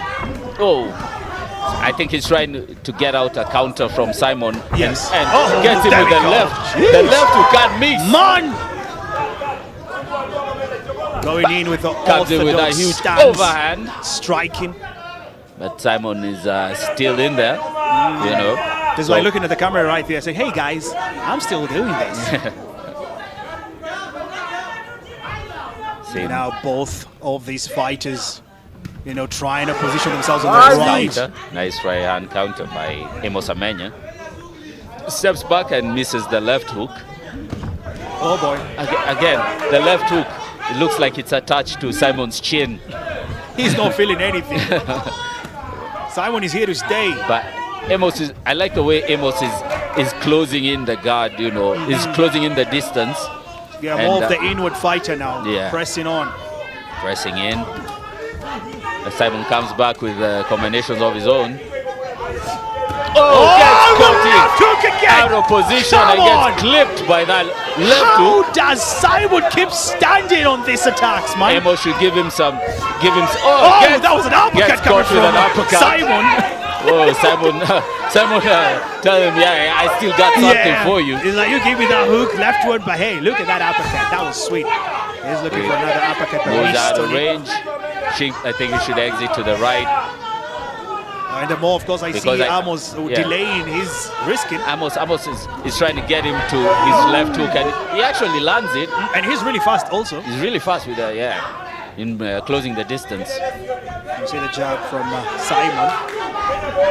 Trying to figure out what he's going to do next. Simon keeps that lead hand low, but jeez, you gotta not love fast Amos' enough. speed on the waving, escaping on the attacks. Man, He's coming in with that right overhand to the left hook to the body and the face. Very quick. It doesn't look like the shoe malfunction had an effect on his punches, on the speed of his punches. He's like, the souls, I ain't fighting. I'm the one fighting. We're still gonna do this. Weaving, coming back with a flurry of his own. And we got to the end of the second. That was quick. I felt like that went by too fast. Man, that was fast. That was fast. Is it because we're enjoying this? Yeah, I think we're having way too much fun. I'm telling you, we're I'm loving sure it. in the booth with us, viewers at home, and I hope you're enjoying the fight as well. You can see from the replay. Yes. That left hook was just money for Amos Amenya through the second round. Man, that was nice run That from made him Amos. take a shoulder lean. I know my older millennials know what shoulder lean is. What are you trying to say about the Gen Zs now? It was. Oh man, but Amos has really been in control. Both rounds, he's really proven himself. His debut matters. His debut here tonight he's making a statement. He's also making Simon pay for having his hands low and not controlling him whenever they get too close on the inside. He's making him pay. You can see on the side of Simon, I think his coach is not happy with his, Yeah, what he's been you're doing. 2 rounds down, Yeah. so you need to pick it up, at least get a draw or something, or a knockout. Oh, they forgot to give him his mouth guard. we were almost losing a tooth You over need to here. visit a dentist soon. Yeah, forget your mouth guard. Back to the jabs for Simon. Digs in with the uppercut to the body. The aim is a focus now from Simon. That left hook is again from Amos, sweeping overhand. Yes. And Simon just keeps pushing. Now he's the inward fighter, pressing in on Amos. And Amos is like, hey, look, I'm quicker than you. I'm taking that. Oh, another left hook. What is this with left hooks from Comes in with that Amos? huge left hook. He can't miss with it. Man, gotta love the entertainment. Again, his timing when Simon is busy retracting that right hand and going for the left hook over the top. And look again with a paddle. Nice paddle coming right there from Simon. Trying to Digs hold in, on Amos. pushes it, and comes in with a sweeping right hook as well in the corner. Simon Muriithi moves away, backs away from the fence. Yeah, he needs to protect himself right now. He knows what he's feeling. Nice dig to... But Amos coming in slow now with a paddle protecting his face. Amenya is on him like white on rice. He's like, hey, what's going on here now? Yes, a little bit of, vet tactics from Amos over there. Dig, sweeping right hand over the top. Oh boy, come on. But now Simon... That's the same mistake. He's moving away in a straight line, and that opens him up to the right, to the left hook from Amenya when he's moving away, backing away. It's like giving him more opportunity to strike. To get hit. He's doing great work going to the body, but he's not being defensively responsible moving back. He's just he's losing his guard. That jeez! 2 left hooks. Man, Salim focusing on the body, Amos focusing on the face. How is Simon not yet down on the screen? Morris. Dig into the body, nice work, but he's very open after that, and Amos is waiting for him after that exchange. Yeah, he's taking his time. He knows every single punch he throws, especially the left one, gets It's money. connected in. Yeah, he has already banked it. I think he's been a little, as active. He hasn't been as active in this round as before, but I think whenever he lands, he commands, the attention of the fans around here. Do you believe it could be maybe a different strategy from his coach? No, I think it might be taking the third round off.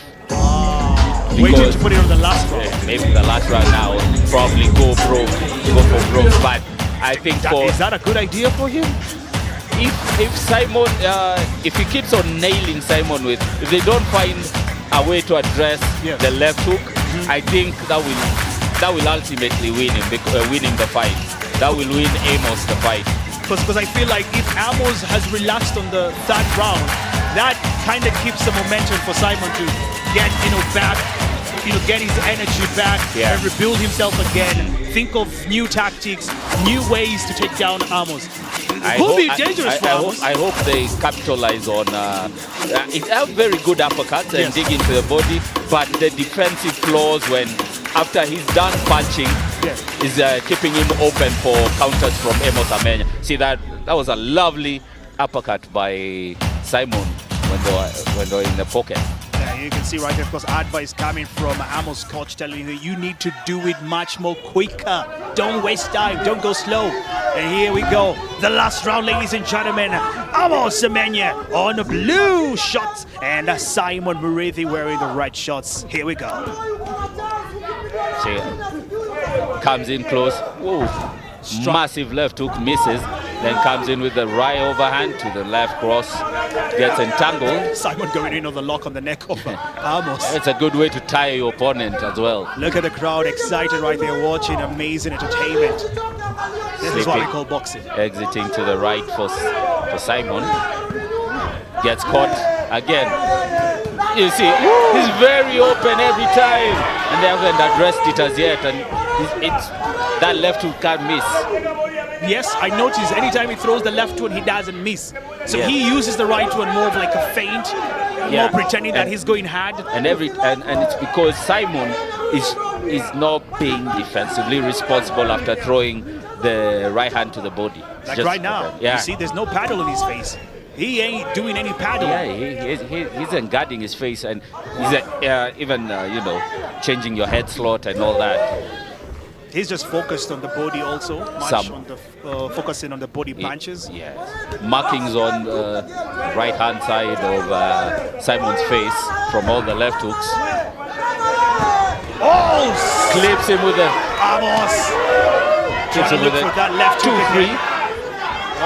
With a clean chin, we know what's going on in Simon. He's fading. Yeah, he's feeling those were heavy punches. What's wrong with Simon? Where is the protection? Where's the paddle? No, I think he's just used to the low hand style, because he has the height. Yes. But now he's still in range. That's a problem. You're not moving out of range, so you're getting caught every time. He can't miss. Oh, referee has to, resolve these. Charles Juma stepping in. Yeah, we're not here for the clean sheet. We're here for the fight. Oh, again. Amos. Oh, the left. Moving away, backs away and gets him 2 left hooks in a row. Jeez. Oh, that uppercut came in. Came in through the nose right there in the attack of Amos. Made him change his mouth guard. He could see him shifting in his nice mouth. Direction. Oh, now we're seeing Amos being the inward fighter, pressing on right there. Showboating, as I said before, showboating by Simon Muriithi. He's starting to get into a rhythm, but being very defensively responsible as he does so. Oh! Waiting for that left hook from Amos, but just didn't connect this time around. And now Simon, he knows time is almost up and he's going to go for the clinching to waste that time. And yes, he does. Something interesting about this fight here tonight. We haven't seen a KO. We haven't witnessed a KO. But being ringside and feeling the sound coming, from the punches. Yes. Yeah, I'm thinking a few brain cells right there got fried. An omelette was made. Yeah. But you love that the fact that all these fighters have gone all rounds. Like we haven't seen. It's important. Yes. For particularly as debuting fighter, sometimes you have to know how to stretch yourself. Because you might get to the upper levels where you're doing 10 rounds and you've never gone past 6. Your conditioning gets tested. So let's say it more like develops the fighters to amazing rounds, to go longer. To be able to know, how to put their foot on the gas or take it off and survive. Oh, he was swinging it from the hip. Joel Sunday is going to go give us the results from the judges. You can see from that exchange, the left hook couldn't miss because that right hand was always down. Coach is telling him to move in behind the jab. Standing back and, admiring his work was always Simon Muriithi getting caught.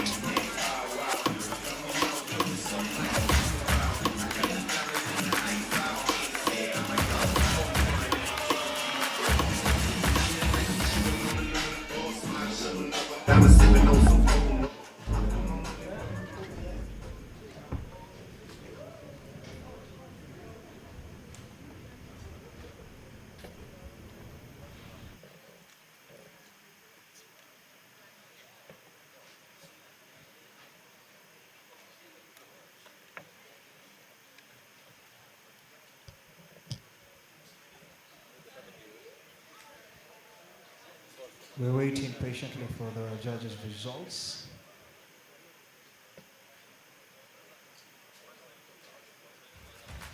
All right. The results are out.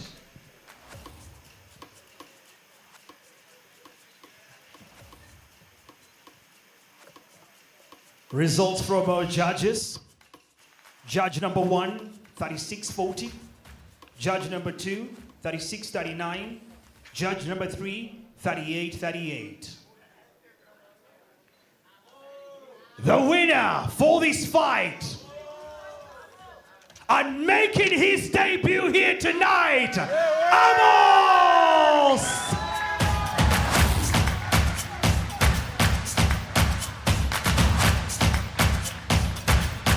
Amazing fight from Amos Amenya.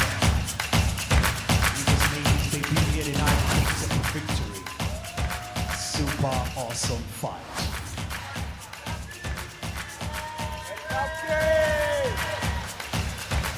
Amos, karibu hapa tuongee kidogo.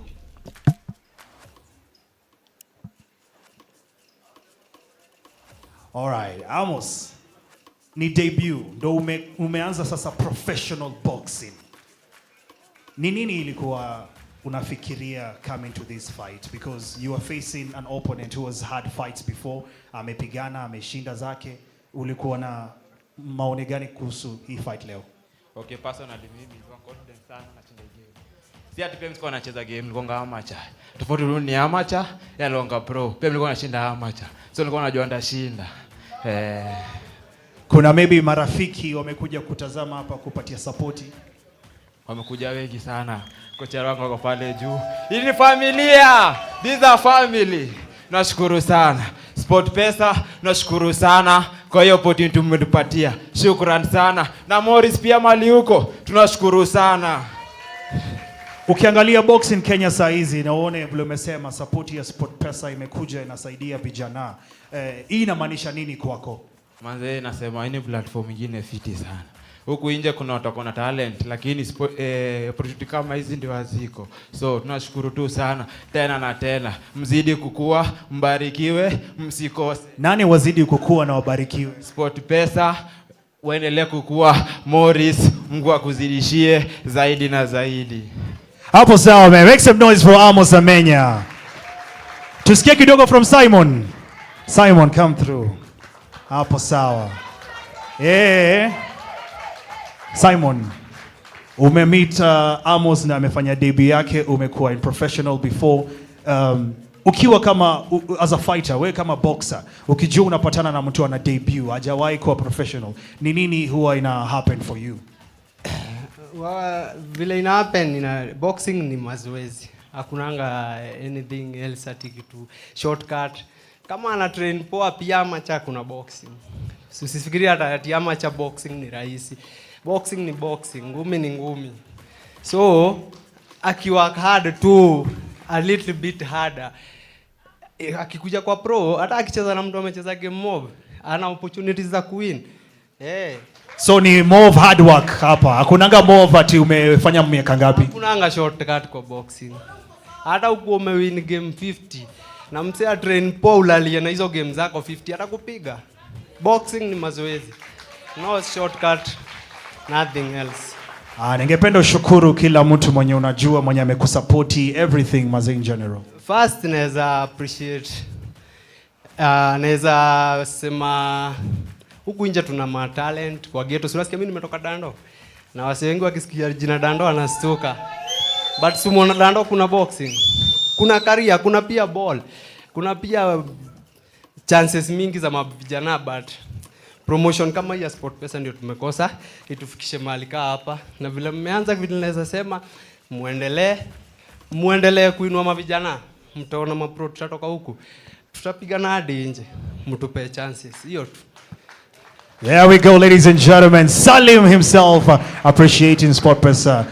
Now, I love saying this. Almost made his debut and he won. SportPesa just made that count. SportPesa, eh? You make it, yeah? You make it a count, huh? Hapo sawa, thank you. We're going to be returning back again with more fights. We're still here, UFS and SportPesa. Ama kuna kitu ya mwisho nataka kusema? Hakuna kitu ya mwisho na kitu naweza sema tu ni muendelee hivyo hivyo. Muinue talent juu mbali na mimi, unaona bado miaka zinaenda. So kuna vijana wako chini na pia wanataka chance. Wapeni hiyo chance. Asante sana Salim, tunashukuru. All right, keep having fun, ladies and gentlemen, back at home. Thank you so much for watching. We appreciate you. Subscribe on SportPesa YouTube channel. That's where we are live. Follow SportPesa on their social media pages. And not forgetting, follow UFS also on their social media, Instagram. They've got you there. Follow them and also subscribe on their YouTube channel. We're still going on. Fire.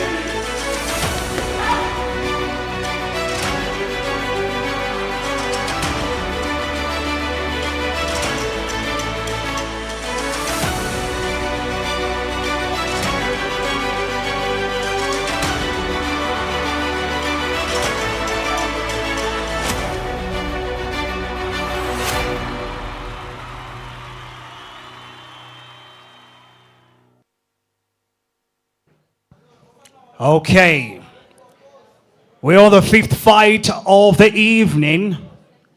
And now fighting from the blue corner with a reach of 68 inches, weight 64.1 kilogram, height 5'7", from Kenya, representing Nakuru City. Professional record, 2 losses.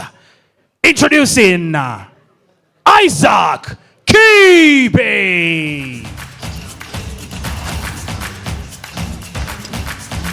Isaac Kibe, 43 years of age, out of Kivumbini Boxing Club in Nakuru. Coming in, to at least get a win today. Had a last-minute change of opponent, so probably, have to get a new change of tactics.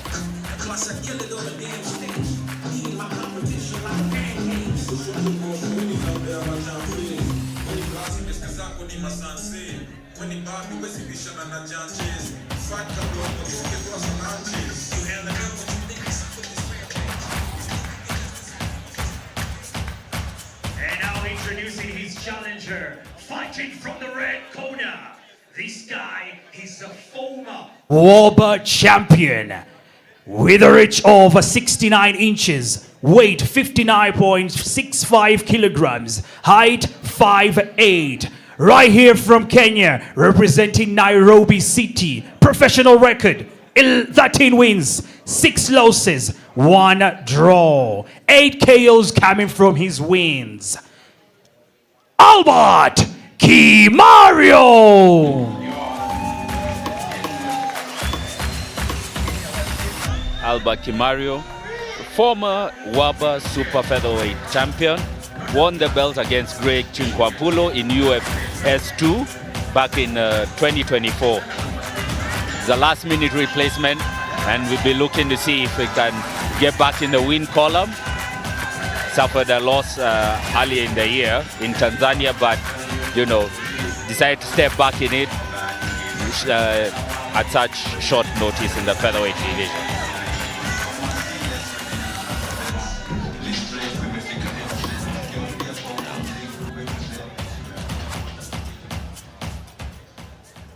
Tail of the tape,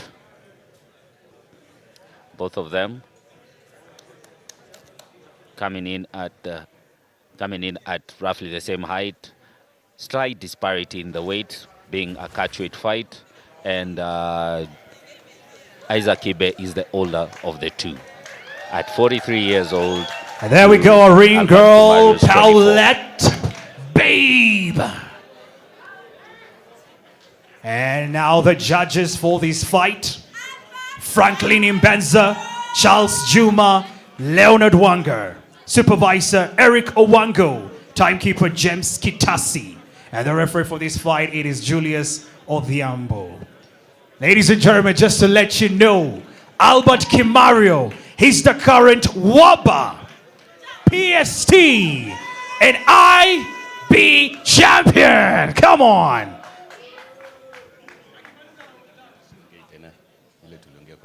Okay, seconds.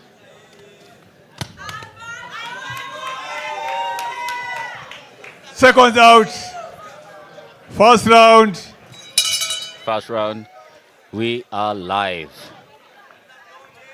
Albert Kimario steps in position, tries to, counter with the jab, goes with the right hand also.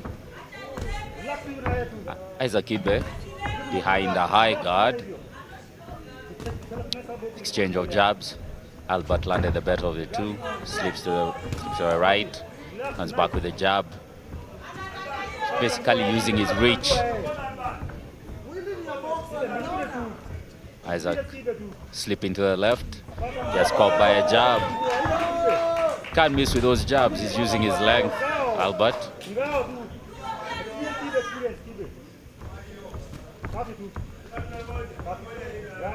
Isaac Kibe sleeping, trying to close the distance, probably swarming in the combination. Albert Kimario is looking to counter off a lazy jab from Isaac Kibe. Isaac Kibe lands a right hand over the top. Changes levels to the body. Gets stung by a right hand. Albert Kimario is trying to go in for the killer 1-2. You know, right here, Isaac is dealing with a champion, my brother. Isaac is dealing with a champion. But so far, yes. I'm thinking he's showing a different mettle because, you know, he's actually trying. Most people would be, you know, trying to get out of the ring, trying to get out of the fight. Yes. But I think he's been trying a few ideas, you know, to show that he's gets clipped by a right hand just as soon as I say that. Oh my goodness. That's why he's the champ, man. They don't call him Albert Kimario for no reason. He is the champ. Yeah, he definitely moved out of the way and came back with a strong Look at right that hand. replay right now. I don't Albert goes in with the right behind the ear. And whoa. He's going to recover on that. Referee Julius Okay. continues. Isaac is still going to be locking in on this one. Tries to jab with the longer fighter. This is going to be an easy task for Albert already, I can say. I think he should just go in behind his high guard and just crush the distance, because if he plays the range game with the rangier fighter in Albert Kimario, he'll just get picked apart all night long. Ooh. You can imagine if Isaac defeats Albert Kimario here tonight. He's that going to call for a title shot. I'm sure the internet will not let Kimario relax, so he has to put a statement win. Oh, Isaac now trying to recover here, trying to get some points on his side. He gets clipped by that right hand. What's going on with Isaac? Yeah, it was in between the space between the gloves and his chin, and Albert managed to sneak in a shot in there. Wow, this could be the end. Could this be the end? I think this could be the end. Wait, he's done. Wait. And with that was a quick and dirty, you know, win. That was a quick and easy. Sorry, someone may think dirty means that it was underhanded, but it was just a quick win for. We didn't even take you know, some water. We didn't even take a cup of tea, and it's over already. That was more like a sparring session for Albert Kimario. You know, a confidence builder. What a fight that was. I don't want to even look at the comments on the social media pages because I know it's going to be spicy. But Isaac was a limited fighter in there, and Albert Kimario just stamped his authority all over this bout. As you can see, Isaac Kibe looking to counter, but way too slow. And in between the hesitation to try figuring out what he's going to throw next, he gets caught in by that right hand, that booming right hand. The champ with his 3 belts in the ring. We hope we can see him in more title fights. He has stepped up before on the regional and continental level as well.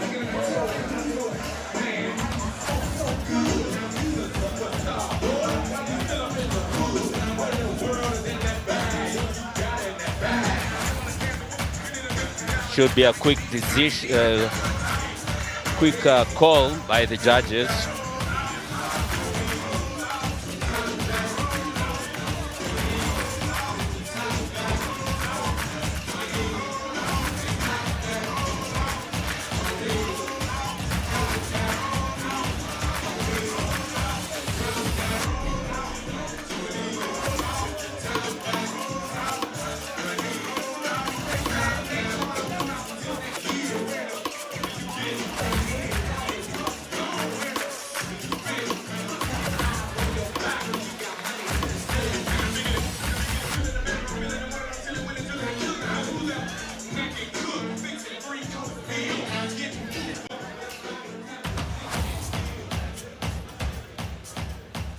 Like they always say in boxing, expect the unexpected. And the winner by knockout in the first round at 2 minutes and 25 seconds, Albert Kimario!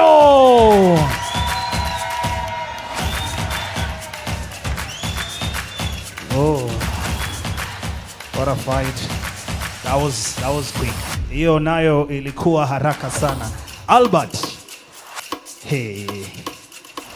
Yani hukutaka tuende hata round 3, 2.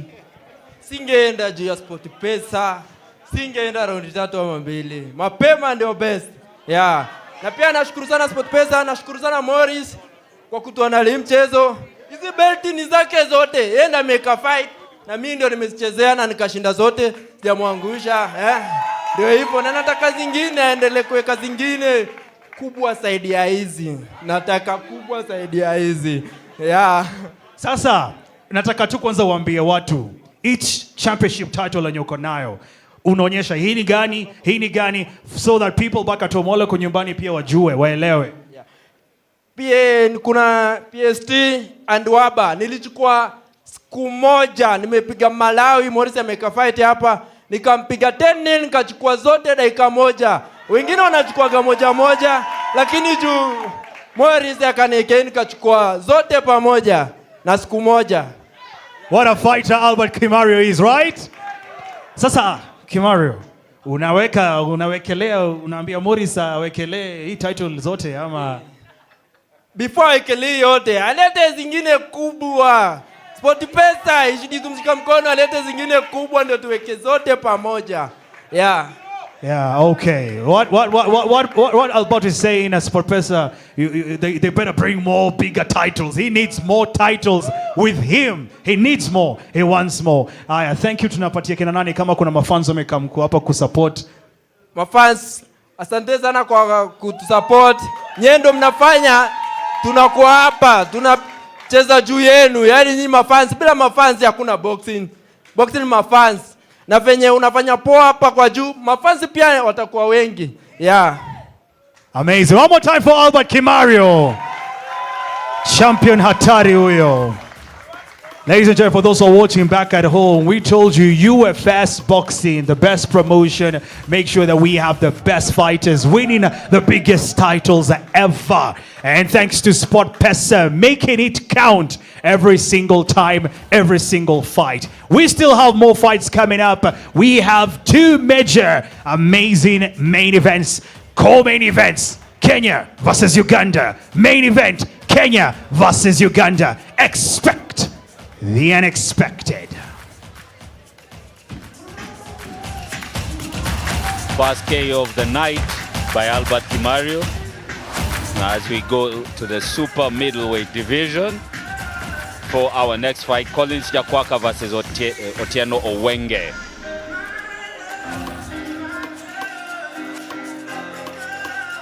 Evasive movement by Albert Kimario. And capitalized when Isaac Kibe hesitated.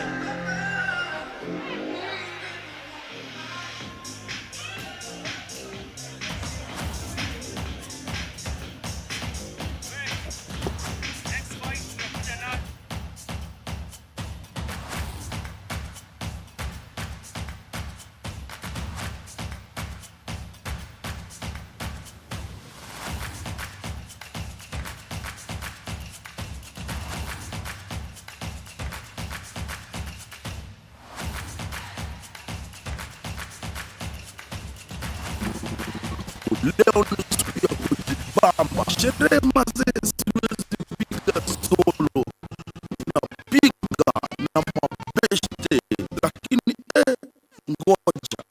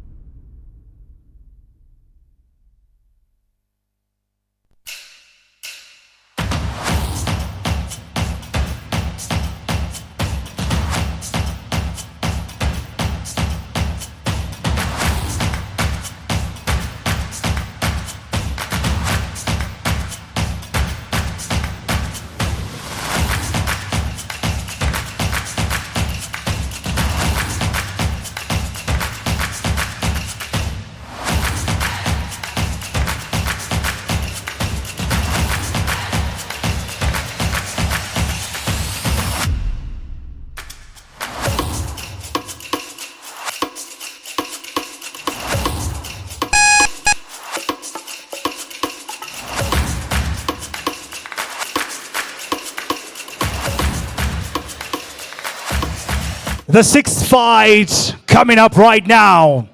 He's fighting from the blue corner with a reach of 67 inches, weight 75 kilograms, height 5'8". From Kenya, representing Nairobi City, professional record of 2 wins, 1 loss. Introducing Otieno Owenge.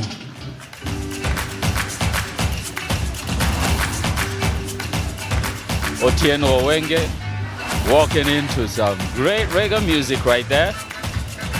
Coming in at the age of 44 years, fighting out of Njiru Vision 2030 Boxing.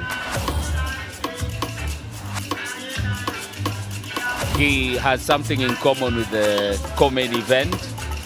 Fought Salim Omoit, had a TKO loss, but he's looking to avenge that loss today to Collins Nyakwaka. He's really enjoying his reggae right there.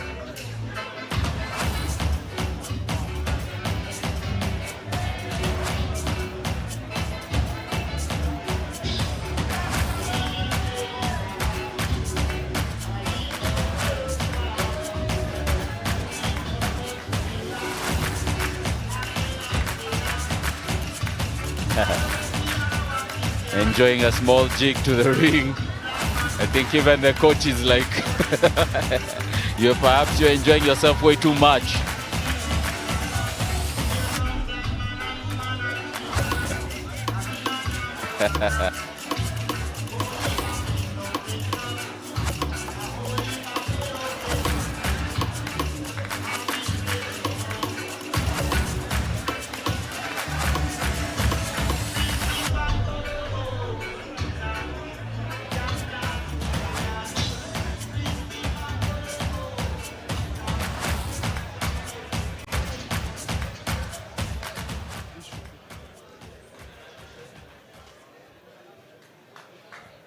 And now introducing his challenger. With a reach of 71 inches, weight 74.3 kilograms, height 5'8". From Kenya, representing Nairobi City, with a record of 5 wins, 4 knockouts coming from the wins. Fighting from the red corner, Collins Nyakwaka. Collins Nyakwaka, 39 years of age, fighting out of Pal Pal Gym, coming in with a win versus Karim Mandonga, and 4 KOs before that. So I think it's going to be an explosive affair. He's actually come down from heavyweight when he started boxing in the amateurs. So right now he's looking to put together a good win streak at super middleweight and possibly fight for the belt later on this year.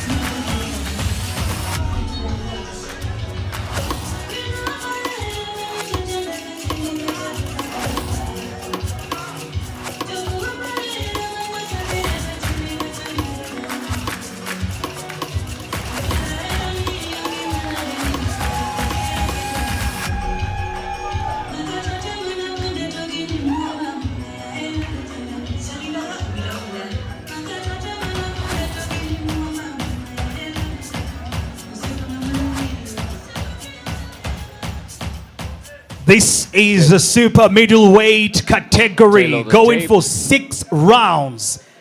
Judges, Linda Boku, Franklin Imbeza, and Dave Watane. Same height, roughly the same weight, but difference in the fight record. 5 wins for Collins Nyakwaka, 2 wins for Otieno Owenge with 1 loss. Baraza. This referee for for this 6 fight rounds. is Martin and Daria.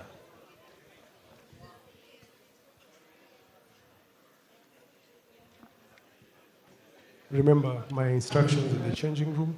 Obey my commands. When I say stop, you stop. When I say break, you break. No headbutt, no rabbit punch, no hitting below the belt. May the best boxer win. Shake hands. Back to your corner.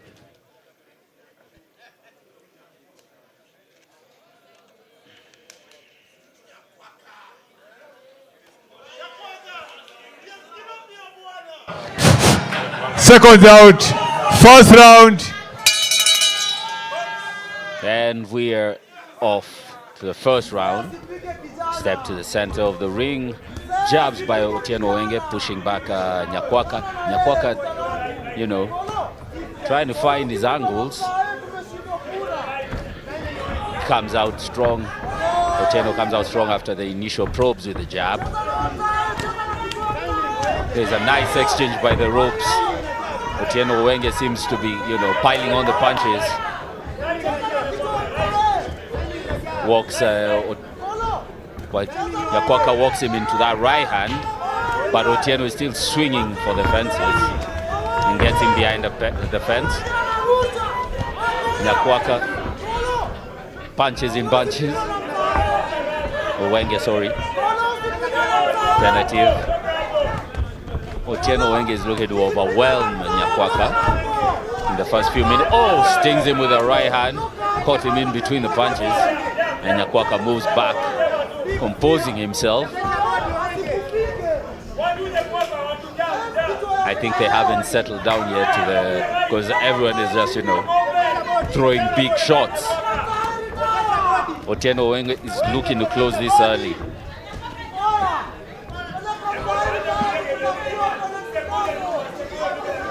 We are moving in perfectly, Ted. Yes. And Nyakwaka is a reverse position back to the center of the ring. Oh! Should I call that a slide? That or was a slip. punch? That was a slip by Owenge. Nyakwaka now comes out strong, looking to land a power jab. That was a huge power jab right there. So should we accept the first one wasn't a slide? He didn't slip. We'll have to watch the replay, but that one sure landed. He's really stepping into that power jab. And you can see how Otieno is getting afraid right now. He's really getting afraid of the that punches. power shook him to his boots. Oh, jeez!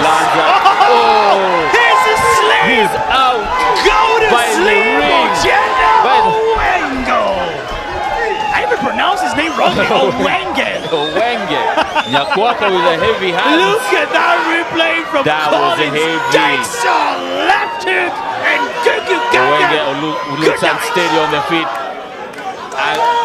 I don't think. I think the referee Martin Dario should call it. That was a What's heavy. going on? What's going on, It Otieno? looked like once Nyakwaka now he had his footing, it was a wrap. He started landing now the heavy punches, single shots, but heavy as hell. You can see how his experience at heavyweight has trickled down to super middleweight. He hits like a truck. Oh my goodness. You know, it's crazy. We've had fights going 4 rounds, 4 rounds, 4 rounds, 4 rounds.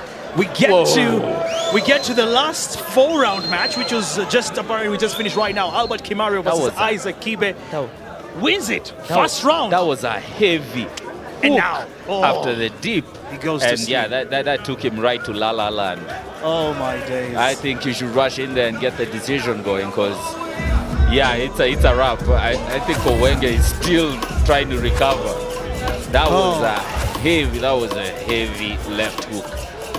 Hands of stone. I don't even know what to say right now. That was quick.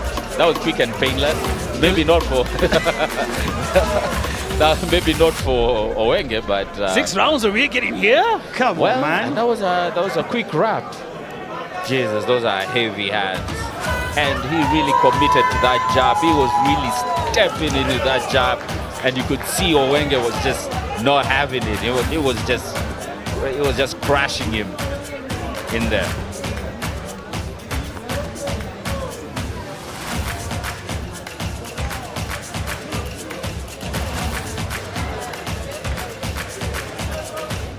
The referees, the judges, and both Franklin Mbezi and Dave Watton collecting the results. I mean, we all know what it is, but to make it official from the judges.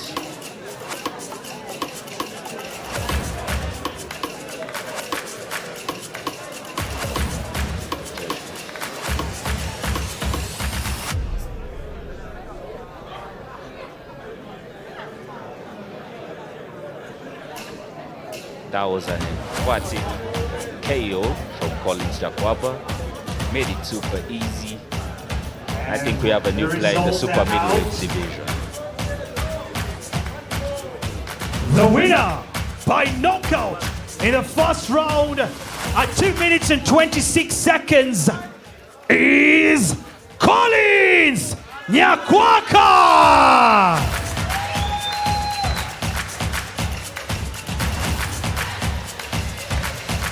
Great fight.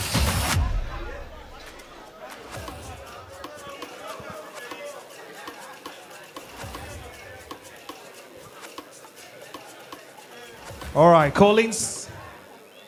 Kuja tuongea hapa kidogo nyuma tu kidogo hapo. Aha. Round ni 6. Wewe ukamua round 1. Nisifikiria vile nafikiria, lakini kwa nini Collins round 1? Vile nilisema kwa ile interview ya jana. Boxing ni kutrain, boxing si kukula ugali. Na hata mimi nilipigwa KO moja kali sana Kisumu. Nikajua hapo. Ongeze sauti. Aya, tafadhali ongezeni sauti ndio Collins asikike vizuri. Aya, twende tena. Nasema kwa hii boxing hii si mara yangu ya kwanza. Hata mimi nimepigwa makeo hapo kwa Amenya. Na kuambia nilikutana na mtu wa Uganda pale Kisumu Kenya Open ya kwanza. Niliona fire. Hii si KO hii. Hii naona jamaa ameamuka. Mimi nilipigwa hata nilishindwa nilifikaje kwa kona after 2 hours. Hii si KO hii ni kuguzwa. Hii ni kuguzwa. Lakini kwa hayo yote mimi nashukuru sana SportPesa kwa kufikiria vijana. At least talent yetu ionekane. Ninawashukuru sana, mmefanya poa. Naona boxing imeanza kushika Kenya juu ya SportPesa. Asanteni sana. Pia nashukuru sana sponsor wetu Morris. Haki ya Mungu ametuonekania mpaka tukafika hapa mahali hapa. Najua boxing inatupeleka mbali. Asante Morris kupitia SportPesa. Asanteni. Man, I love it. I love it. I love it. Asante sana Maze Collins. Tunaangalia direction gani sasa? Unaangalia mbele, unaangalia vita sasa, una aim wapi? Mimi sasa ile mali na aim naomba sana coach wangu Julius Odhiambo anifikishe African champion. Yeah. Hapo sawa. Thank you so one more time for Collins, man. That was amazing. Yes. Aha. And now we are almost there. We are so ready for the co-main event is coming up next. Kenya versus Uganda. Who you got? Kenya or Uganda? It's coming up. What did you say? Uganda? Kenya? Mbona mume changanya? So the co-main event is coming up next. Be ready, be set. It's going to be a fight on another level. Expect the unexpected.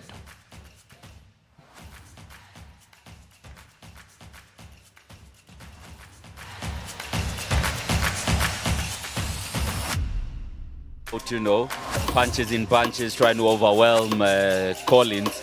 But once Collins, got his footing and had space, he really started firing that stiff jab down the middle. It looked and it caused major damage, stunned Owenge, and made him, leap off his feet. And that left hook, sealed the deal and had him, by the ropes out.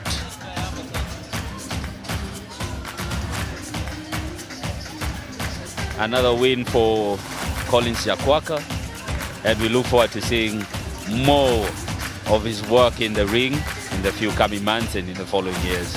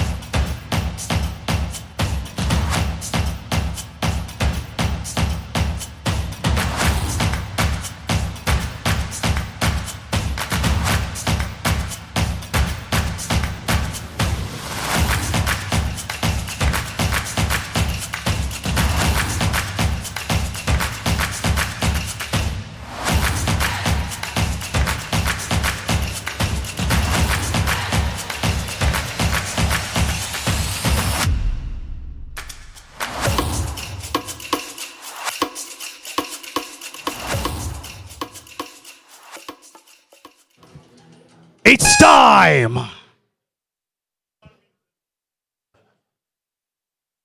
This fighter fighting from the blue corner, Tafu Odoyi.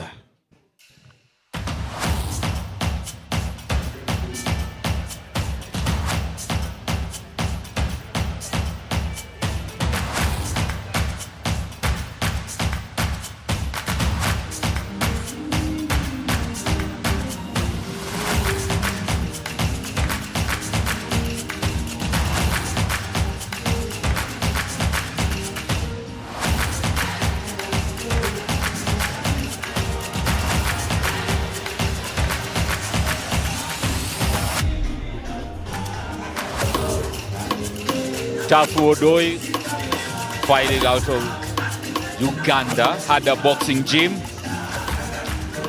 orthodox by stance, 29 years of age, and looking to get back in a win column. Very, very rangy fighter, likes fighting from the outside, and will be going up against a shorter opponent in Salim Omoit.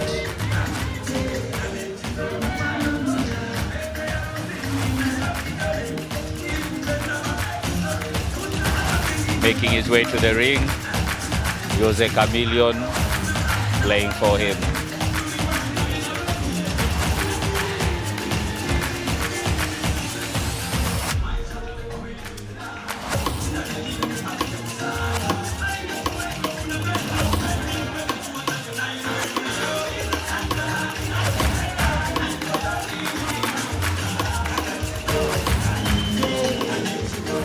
And now introducing his challenger, fighting from the red corner, Salim Omoit.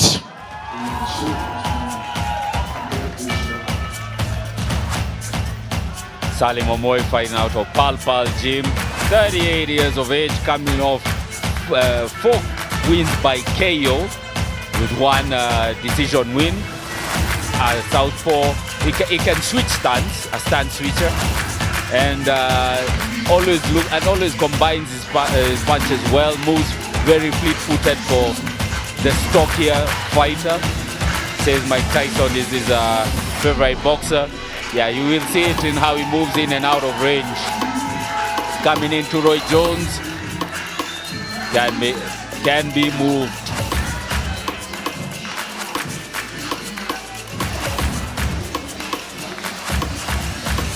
All business for Salim Omoit.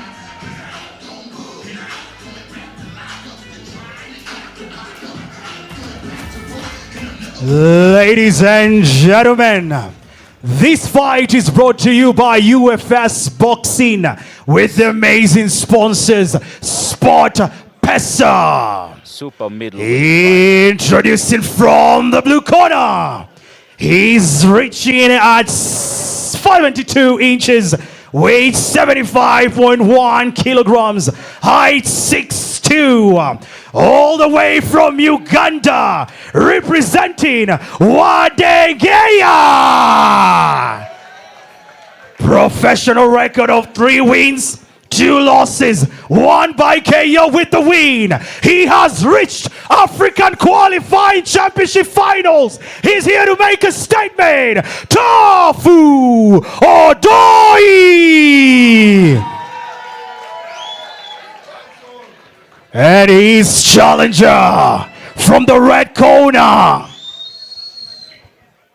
with a reach of 64 inches, weight 74.9 kilograms, height 5'7", from Kenya, representing Malapa. Professional records of 5 wins, 4 by KO. He's the greatest of them. He's the baddest of them. The one and only Salim Omoit.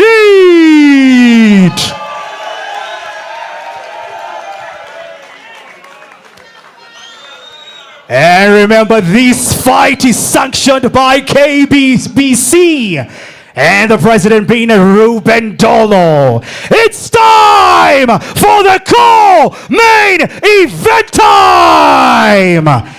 Introducing the judges, Leonard Wanga, Charles Juma, Martin Daria, Supervisor Erica Wango, and Timekeeper James Kitasi. And the referee, the third member for this ring, Francis Orlando.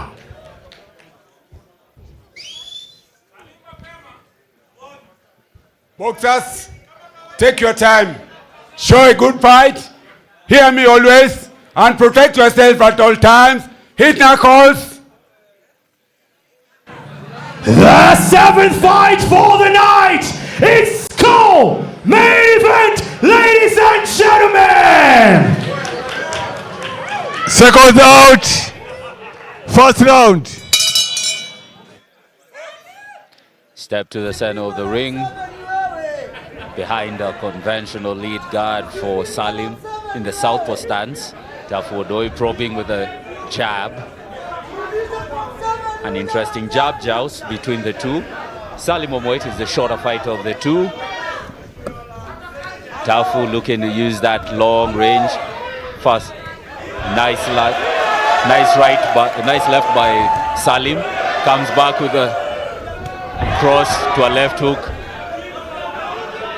Hands down, trying to bait Tafu. Oh, Ted, you are meeting the super middleweight guys. 6 rounds coming in. They actually look like cruiserweight, guys. I can't believe these guys make super middleweight. Man, Tafu is a giant, man. Yeah, Tafu is a giant. it's going to be interesting how Salim overcomes that height difference, trying to get into the pocket. And it's very interesting that Salim is facing, someone from outside the country. He has never faced anyone. Salim fighting right there. This will be one of those fights that if he gets through, his ranking in the box rec goes up because he's actually going up against a live opponent. Yeah, someone who's had very good fights and who's actually reached a high level in boxing. Salim, what a nice right. Slipping and, letting off his shots as well. Yes. I think also, do you think if he becomes, Salim becomes a little bit of nearer on Tafu, is going to give him a little of that attack because he has longer hands? I think he's going to walk him into something if he's not careful, leaping in range without a jab or something behind it, or a feint or a probe. Yes, going in perfectly. Digs to the body by Tafu. I'm seeing a very good advantage for Salim with his shortness. He might take out. He's weaving under some of the punches from Tafu, getting into position. But I think also Tafu is smothering some of those punches, so he's not letting off a combination after 2. Gotta love the action here. Remember, Tafu wearing blue shots. Nice dig to the body by Salim. Has very good body work. Likes going to the body to set up the shots upstairs. So I think that's what he's going with. Okay. That was a bit of Tafu is a tall guy. He's a giant. So anything that he uses his body, you're just gonna walk through. He has very nice levers up top, Back to the jab joust.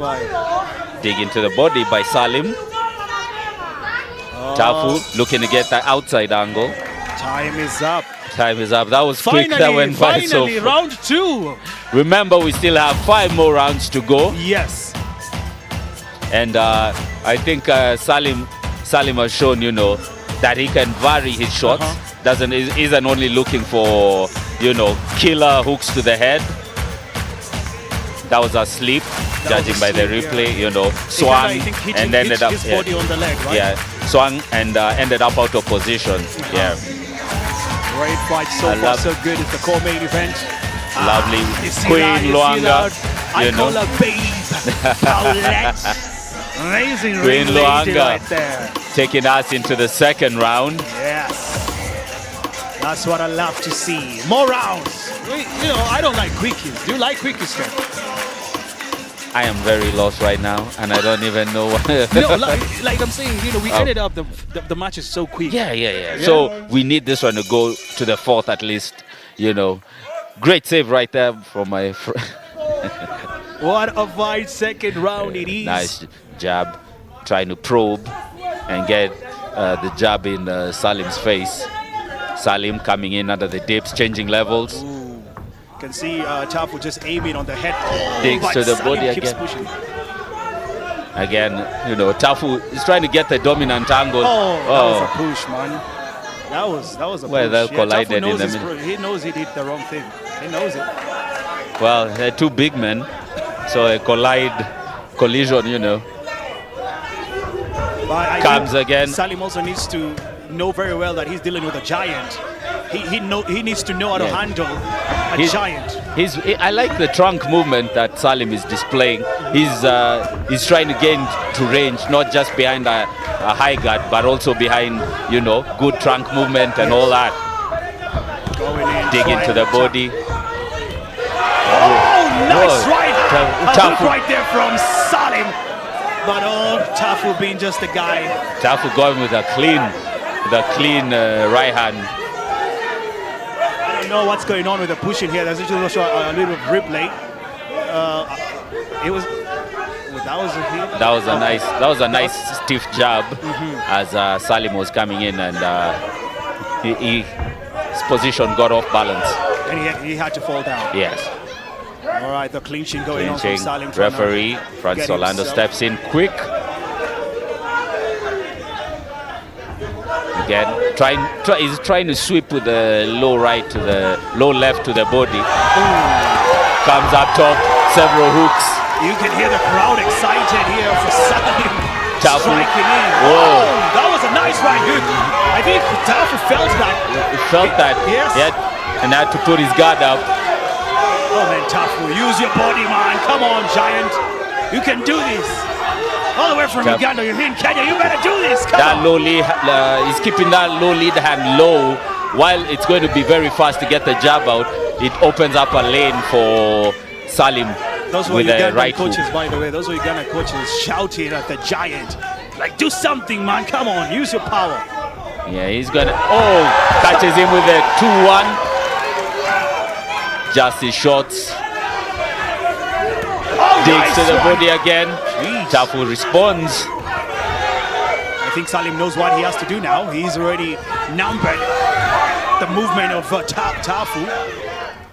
Tafu keeping that jab out there as he circles around the ring. Digging. Goes upstairs with that massive left hook. Oh, Tafu just dropped in one heavy punch, almost taking himself down. He's throwing everything behind that 6'2" frame. But that was a very good round. Both of them had the exchanges, but I think Salim had the eye-catching ones. But Tafu not so bad himself, but he needs to get the angle on the outside of Salim's right foot. He needs to get the outside angle to be able to line up his right hand. So what do you think with the height of Tafu? Is it giving him advantage or disadvantage? For If him he in this match? uses his jab and his reach properly, he can give Salim he can give him a lot of problems coming in, because you know Salim has to do the major work coming in. Yes. So it's up to him to make it a fight on the inside. Tafu can fight on the outside all day long. And we need cameras on the crowd, man. Come on, director. Gotta show how the crowd is going crazy. Crowd's enjoying the Come fight. on, look at that. Look at that. Guys dancing onto the Yes. And now back we're at on it. the Third round. Look at the attack. Salim Swinging going in with the strong. flurry. And tries to catch him with the left hook coming in. Fires that right hand. Walks into it's a gunfight. Jesus, it's a wall. Whoa! Catches him with the left overhand. Come on! Yeah. And it's clobbering time on the head. Salim, look at the crowd! They're getting stuck on the fence. Clinching, Francis Orlando comes in to the rescue. Feed us more! Feed us more! We want more, Ted! We And want it's more! back at it. Tentative alternative in the middle. I think they've expended and spent a lot of energy. Boy, Tafu. Back to the Tafu body. gets also momentum from the crowd. He's like, you guys are not cheering Oh, me slips that one. That was coming out straight down the pipe from Tafu. Very close. Look at the coach right there for Salim. Really that looks focused. a bit. Oh, gets stung by that right hand. And gets moved. Oh, again, comes in with a 2-1 from Tafu. Tafu trying to go in with the paddles, trying to block the punches, but nope. Oh. Salim keeps pushing. I think right now Tafu is having the cleaner work of the two. Oh, he's feeling it, man. Trust me, he is feeling it right now. Salim seems to have taken, his foot off the gas. Trying to get the momentum again. And Tafu is, putting all his weight on him in the clinch. Yes. He's going to be feeling that in his back tomorrow. Oh. I don't know what to say, but the Giant is really not making me happy right now. He better use his body well. That height. I think Salim is, he's taking the round off. He's chilled right now. But, you never know, he'll come back swinging. But Tafu looks to be the fresher of the two. True. Swings in again, finds shoulders, and they end up in the clinch again. Yeah, you just say this, you say the good thing about Tafu, he's really using his body against Salim. Oh, nice left hook, another hook coming from Salim. I think Salim should go back to what he was doing with the body. He's even switched to orthodox and gets swept. Oh, come on. That was an uppercut. It swept him. I don't know, if man. We're gonna get that replay. That swept him, got him down. That's a knockdown. Tafu has this round. He's saved by the bell. And Tafu has it. There we go. I think we're about to see that replay and what just went down. Oh! It didn't connect. It didn't connect. He didn't connect, but why did?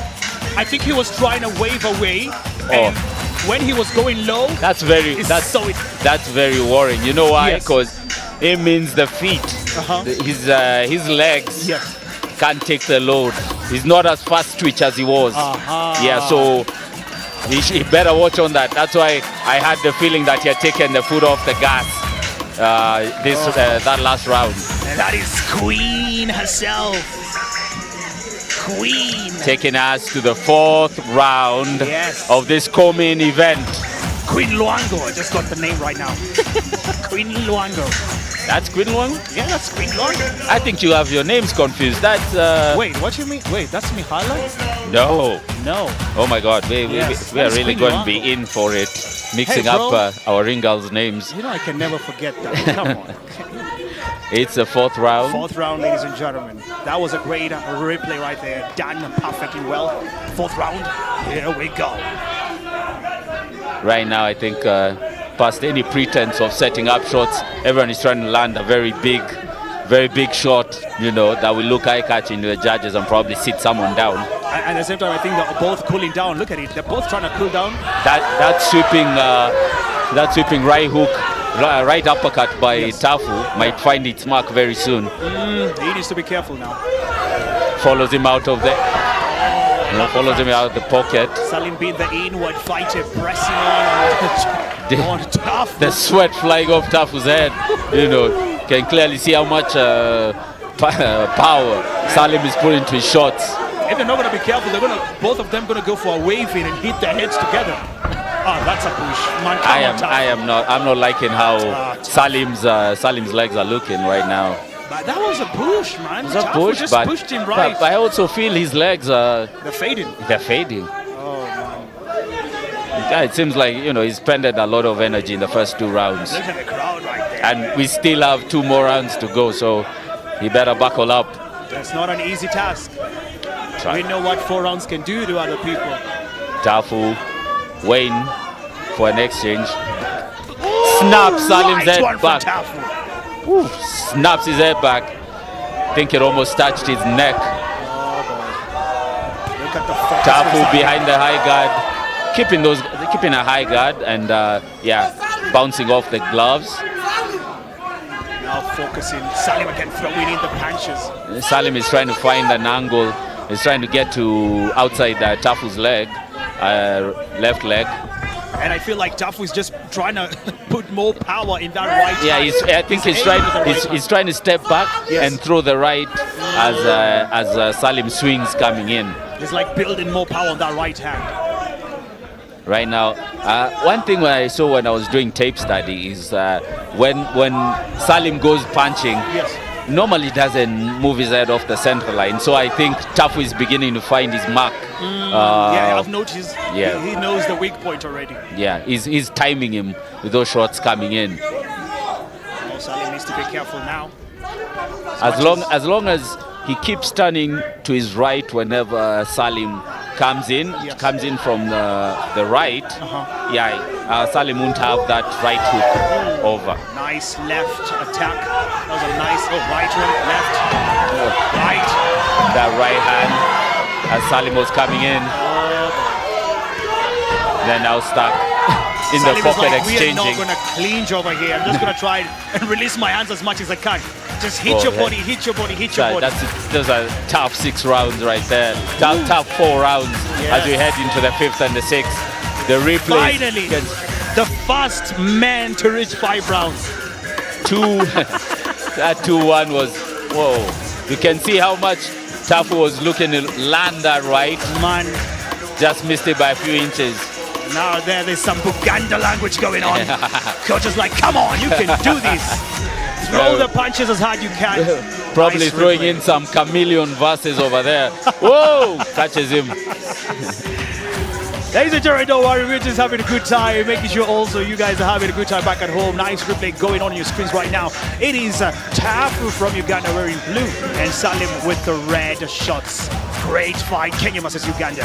This is how we do it. I think I would advise Salim to go back to the body in order to set up those shots upstairs, because I think a lot of this round was set up on trying to knock Tafu's head off, and most of the time you had Tafu with his hands up. Jab by Tafu. There we go, round 5. Love the right hand from Salim right there, using it as a paddle in his face. That's a stiff jab coming in. Left hook. Looking to come, swinging in. Out of position. Oh, like you said, he needs to be careful. I've he needs seen to what be he's careful. doing. I think Tafu right now is looking to punish him whenever he comes in swinging. He throws his right hook. Jab to the gloves of Salim. To the body, changes levels. Oh, Tafu trying to position himself well. Oh, that was smooth, but he missed it. He missed it by. Ah, man, come on, Tafu, come on, Tafu. That's not how you play. That's not it. Come on. The referee might take a point if he keeps on with this. What is he doing? I know we're supposed to get physical, but yeah, it shouldn't be so blatant. That's just the replay there. He gets that right hook from Salim, and I think he gets upset. He locks him on the neck right there and throws him down. Like, come on, Tafu. You can do better than that, man. Come on. But you know, it's up to the ref to tell you, If what it's you're wrong doing. or it's right. It's up to the ref. Ref has a stand talking to Tafu Odoyi. Back to the center of the ring for the 2 fighters. Now in orthodox for Omoit. Yeah, he's changed his position. Yeah. Digs to the body of that, right cross. Oh, nice right one from Salim. Yes, swinging in. And that's a good thing with stance switching. You get someone used to one stance, and then when you switch, he now has to figure you out again like a puzzle. It's more like now replanning himself. Yeah. Oh, right The after right right. Left comes in Tafu through. says, no, you ain't done nothing. Comes back again. Goes in with that clinching. Francis has to do his job, separate the fighters. Oh, I think they're both fading out right now. Yeah, but it's been a grueling affair, Oh, man, and they're that's both tough. very heavy-handed. So, I mean, it's taking its toll. Super great performance here tonight. 5th round, 50 seconds Tafu. counting down. Tafu. Tries swinging in with the right uppercut. Salim, I think, have you seen Salim is trying to throw that right hook while jumping? Really trying to reach Tafu's face. He's trying to generate as much power into that right hook, you know, and swinging into Tafu's jaw. But the problem is the accuracy is probably a bit off. This is the co-main event, ladies and gentlemen. And, you know, as much as I said in the expect, you know, fireworks, we've now gone to the 6th round. So, you know, expect the unexpected, Joe. And a big shout out to Charge. They got the fighters. And me and Teddy Great here. flavors, lemon and pineapple. Charged all the way. Grab your charge right now. Yeah, amazing energy drink near you. The replay here. That's the coach of the Ugandan fighter, Tafu. He looks seasoned. Looks like a seasoned coach. You know. He's got more experience right there. He knows his job. And he's going to try and make sure he's a fighter right there. You can tell that the fight has been grueling because Tafu is now sitting. He's no longer standing. He's no longer standing, man. Yeah. That's how tough it can one. be. It's been a tough 5 rounds. Now for the final round of this bout. Yes, this is the co-main event. 6 rounds, and this is the final one. We are having fun. Kenya versus Uganda. I wish the title's on the line, but you know what? This is still awesome. Yeah, it's been a good fight for Salim because you know he'd been blowing through people. True. But right now, you know, you meet someone who gets you to recalibrate how you're going to approach a fight. And I would say they you know, like Salim has 80% KO ratio. That's why I think he's got that strong ability of striking those punches left, right. Bobbing and weaving, trying to get into range. A la Mike Tyson. I love just how speedy he is with the waving, escaping from those punches from Tafu. Yeah, but he looks like it's taking a toll on those legs. Cause, yeah. It's not easy, man. It's not easy. Tafu looking to land a lead uppercut, but gets caught by Salim. Going in strong. Salim going back to the body. Upstairs with a left hook. Oh, that was a nice one. Right hook coming in from Tafu. Salim trying to get back the control. It's a bit of that holding, clinching. Tafu 7 bouts. He's only won 1, lost 6. Tafu oh my goodness. Walked into it. I think it speaks to how, you know, this has been a tough one because Tafu is just walking into range, you know, nothing in between him and Salim. I think he expects the power from Salim, so the giant is kind of fading off. You know, yeah, he had a very good spirited effort in the 4th and also a bit of the 5th, but Salim looks to have gained back his legs. He's trying to go, you know, change angles and come in with the looping shots over the top. You can see Tafu also using the clinching on his advantage right there, trying to look at the time. Where are we at? Tafu, if you can hear me, 50 seconds. Shooting the jab from the hip. Oh, Salim. Bloody got. Oh, nice! That's stunning. Oh, Salim's looking for a knockout here. He's gonna go for it. For the uppercut. Tries to go again for the 1-2. Oh. End up in the clinch. Orlando separates them. Come on, man. Come on, Salim. 20 seconds down. He's going to go back to a high guard. Oh, they know time is up now. They're trying to waste here time. They are wasting time. Comes in with the left hook to end the round for Salim Omoit. And actually made it to 6 rounds. Oh, that was amazing. That's a cold main event we always love to see. And I'm glad they went 6 rounds. Yes. And finally there was a fight that gave Salim Omoit, you know, a chance to work through 6 rounds. Not blowing people off as quickly as they can. But today he found someone who was ready to take the punches and stretch him out over 6 rounds. And something interesting also is Salim, he's a southpaw, he uses southpaw stance. He can switch, he can actually switch between the two.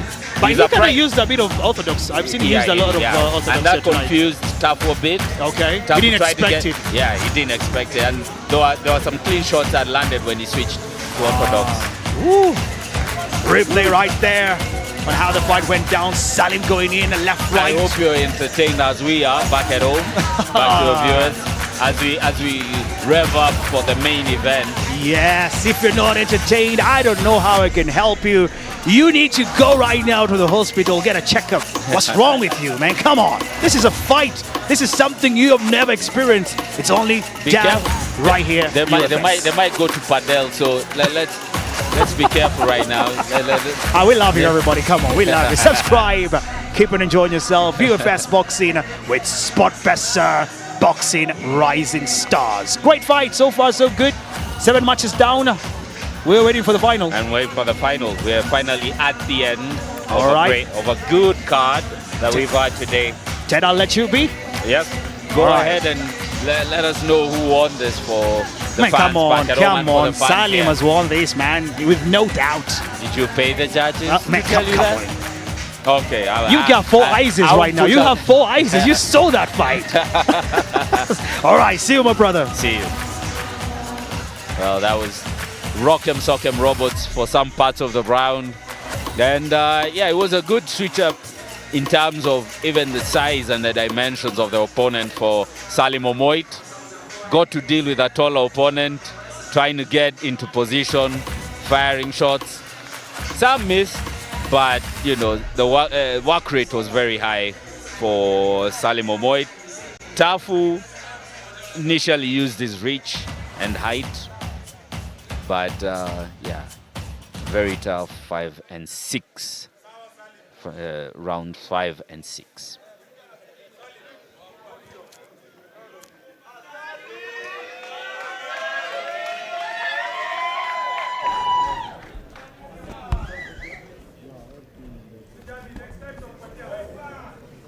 What a fight that was, right? Guys, you can do better than that. What a co-main event was that, right? Thank you. All right. We need you, Tafu. Tafu, we need you. It's time for the results. Great fight from both amazing fighters.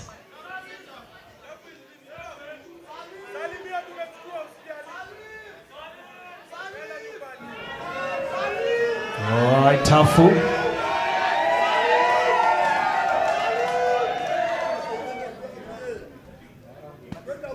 Okay, it's okay. You can just come. Come with it over here. It's fine. It's fine. And now the official results. Judge number 1, 59-55. Judge number 2, 59-55. Judge number 3, 59-55. Calm down, guys, calm down. It's about to go down, huh? And the winner, by unanimous decision,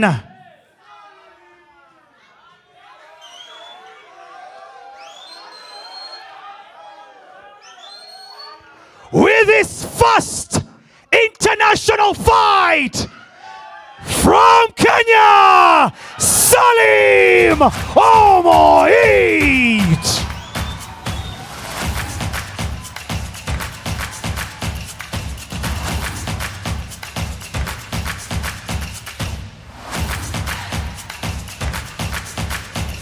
Haya, ningependa tuongee pamoja hapa kidogo, kocha na Tafu, tusimame hapa just over here. Coach na Tafu. Ningependa kujua, unajua umeongea na Tafu kidogo hapa, amekuelezea vile kulikuwa. Wewe umeonaje match according kwa wewe kama coach wake?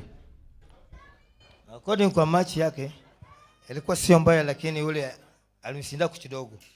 Tena yule alikuwa na shida hii, sasa ilikuwa inakamata hii sana. Inafinya hii sana, alikuwa sasa alikuwa ana complain saa yote, hawezi kutembea vizuri. Lakini yule jana ni mzuri, hakuna shida.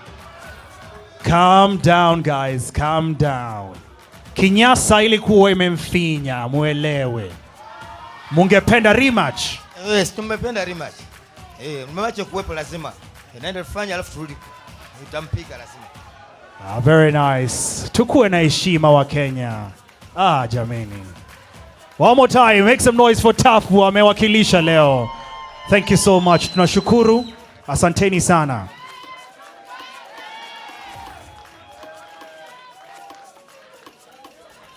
Mimi nashukuru SportPesa ambayo alisapota chendo kuwa kama inakuwepo. Nambari nyingine tutarudia.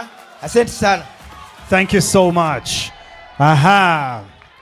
Haya, hiyo bandage hapo.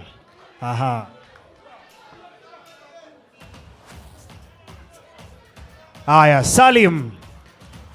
This Kizungu toko sawa ama Kiswahili? Kiswahili. Hapo sawa. Hii ndio match yako ya kwanza international outside Kenya. Hujai patana na mtu yote outside Kenya. How do you feel? Unasikiaje kupatana, at least this is your first fight kupigana na mtu kutoka nje ya Kenya? Na feel poa. Ni exposure mzuri. So juu ni mtu wa kwanza nimecheza na yeye, at least saizi niko na hope nitaweza kucheza na wengi wao wenye watakuja. Yeah. Na kidogo ukimuona mara ya kwanza ukoona urefu wake, imekushtua ama uliona ni advantage side yako? Hapana, hii ni sport na mimi na train, najua naweza petana na mtu aina yoyote, mfupi wangu, mrefu, mnono, mkonde, mimi niko ready. That's why na train. Na ukiwa mpiganaji usikie kwenye crowd wanakushangilia wewe, ama tuseme upate pesa zingine au shangiliwi, does that motivate you? Inakumotivate ama inakutoa nje? Yeah, wakinishangilia wananimotivate, alafu pia najua nawafurahisha, sawa, wananipea morale ya kusiwalet down, naendelea kupandisha moral. Hapo sawa. Shukuru watu wamekuja kuona na kila mtu. Nashukuru mafans wote kuweza kufika, pia promoter wetu Morris na SportPesa kuweza kutusaidia upcoming boxers. Yeah, tunashukuru sana. Yeah. Tunaangalia nini? Tuangalie tuseme your future sasa. Tunaangalia nini kule mbele? Kule mbele siwezi sema, Mungu ndo anajua yote, lakini mimi kazi yangu ni kwa tu ready kwa mtu yote, nitapewa na manager wangu. Nikiambiwa cheza na huyu, sina budi ya kukataa. Hapo sawa. One more time for Salim Omoit. Amazing fight.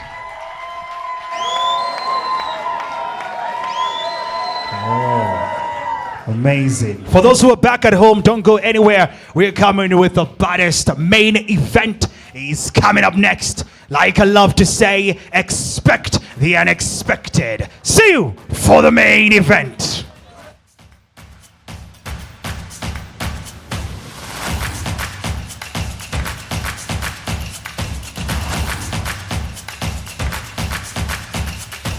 Rashid in the cruiserweight division.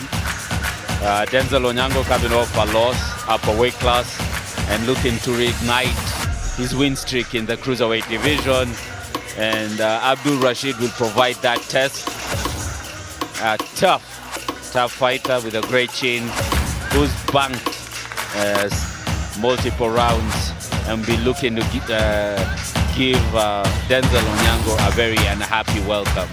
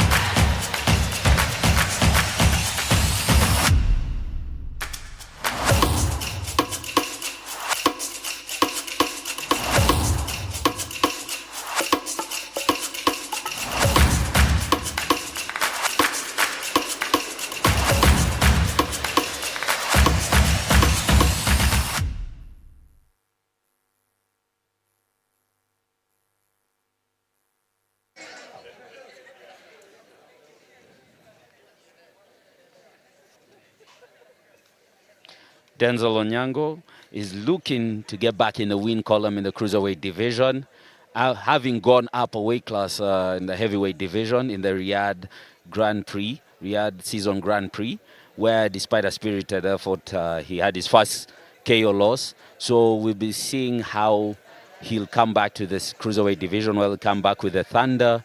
And in his own words, he's going to tell us how he plans to reignite his fire, his boxing, his passion for boxing in the cruiserweight division.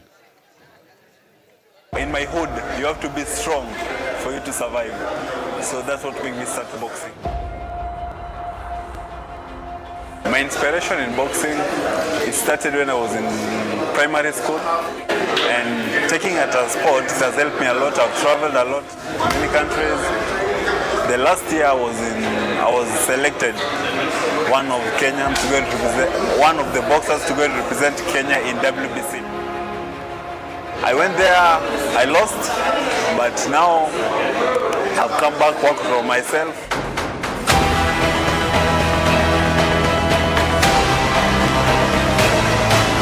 From heavyweight to cruiser, it was not an easy job, but it has been good to me, and I know the weight that I've lost has helped me to be lighter.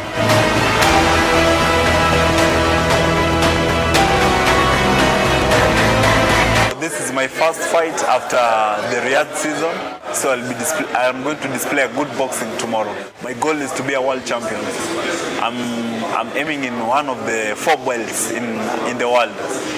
Yeah, it's either WBC, IBO, WBA or IBF. One of them has to come to Kenya.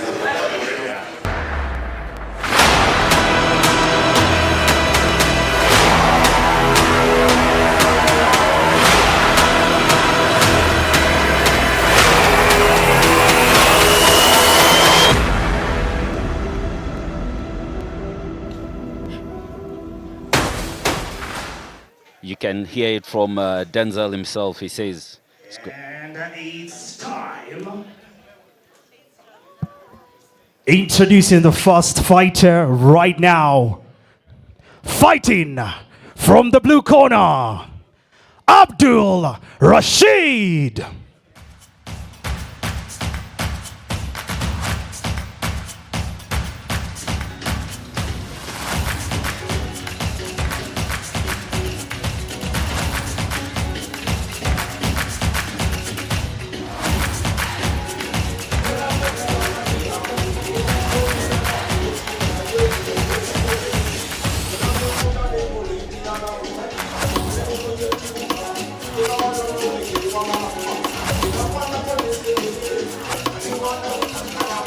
Abdul Rashid, flying out of Kampala, Uganda, 38 years of age, had a long time in the sport, and be looking to test the young Denzel Onyango. They both have a mutual opponent in Ignatius Onyango, and they went hell for leather with both. We went hell for leather with both, sorry. And we'll see if we can give the same amount of problems to Denzel Onyango, is coming down from his one fight stint at heavyweight.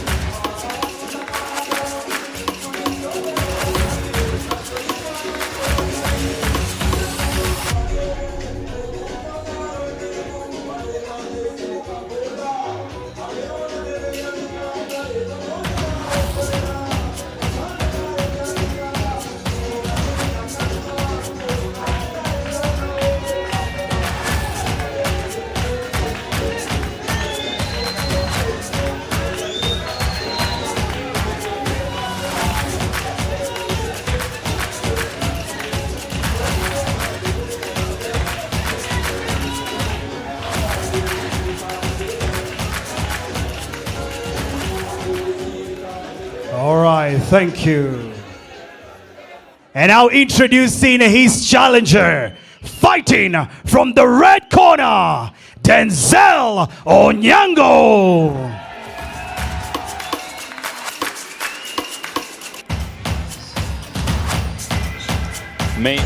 Denzel Onyango, fighting out of Pal Pal Gym, has been a major mainstay of the gym, and he's looking to get back in the swing of things. Yeah, you see him walking in with his entourage, 2 belts. He's got the Kenya Cruiserweight Division belt. I am trying to, and the WABA belt as well. So, you know, and he also has an extensive amateur background. So let's see how quick he can take Abdul Rashid out.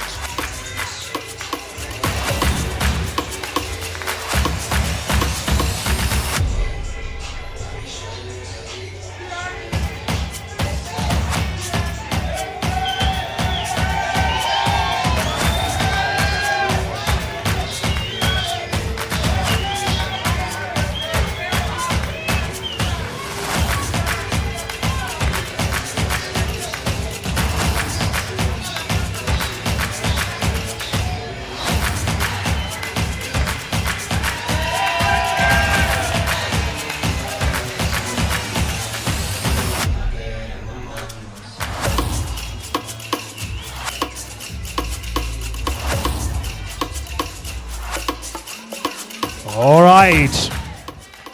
This is the cruiserweight category going for 6 rounds.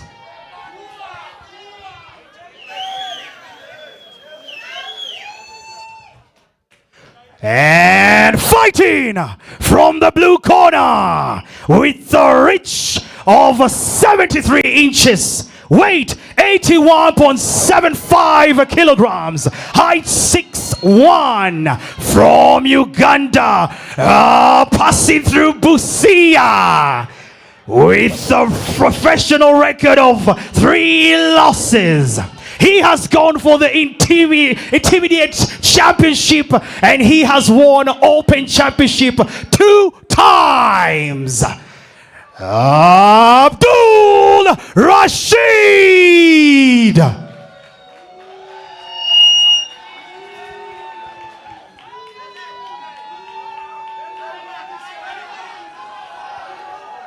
And from the red corner, he's hungry as he looks right now. He goes by the name of Hungry Lion. He is a former PST champion. He's the current World Champion. And he is the representing Kenya at WBC in Grand Prix Riyadh in Saudi Arabia. With a reach of 69 inches, weight 91.6 kilograms, height 6'1", right here from Kenya, representing Nairobi City. Professional record of 5 wins, 1 loss, 1 KO. Sorry, it can never be 1. 3 KOs from his win. Ladies and gentlemen, Denzel Onyango.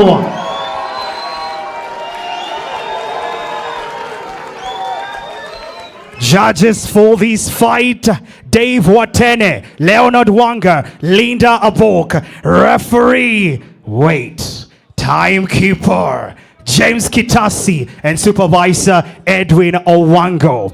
This fight is brought to you by UFS Boxing with the amazing sponsors SportPesa. Make it count. And the fight is sanctioned by KPBC under Ruben Ndolo. Ring girl, Babe Paulette. It is time. Referee in charge, that man inside the ring, Julius Odhiambo.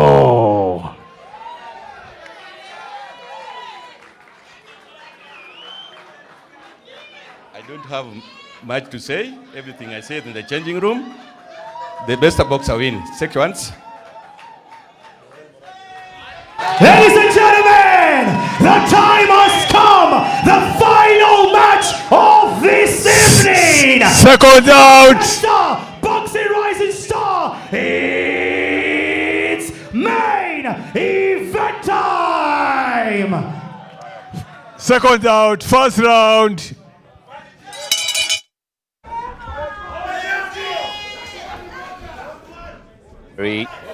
Gets them to go to the neutral court. And we are off. First round. Center of the ring. Abdul Rashid, tentative. And just like clockwork, Denzel Onyango comes out swinging. Massive left hook by Denzel Onyango. Single shots. Referee Julius Odhiambo warns against the pushing.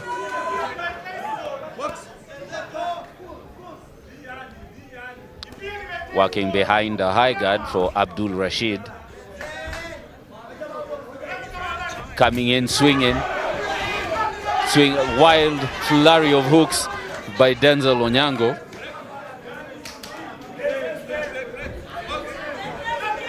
Abdul Rashid getting into range. Working behind a high guard for both of them. Just a jab. Comes back with the 3-2.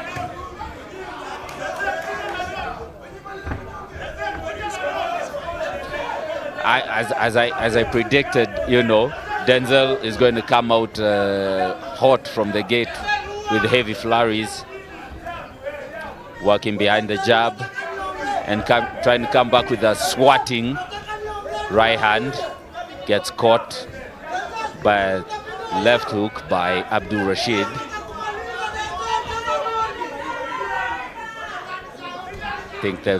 Right now they think they've settled down.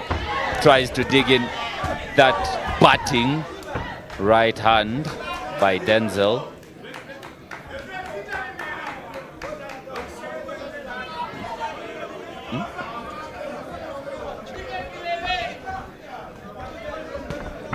Batting right hand by Denzel. Left hook. And comes back with a around the guard. Abdul responds.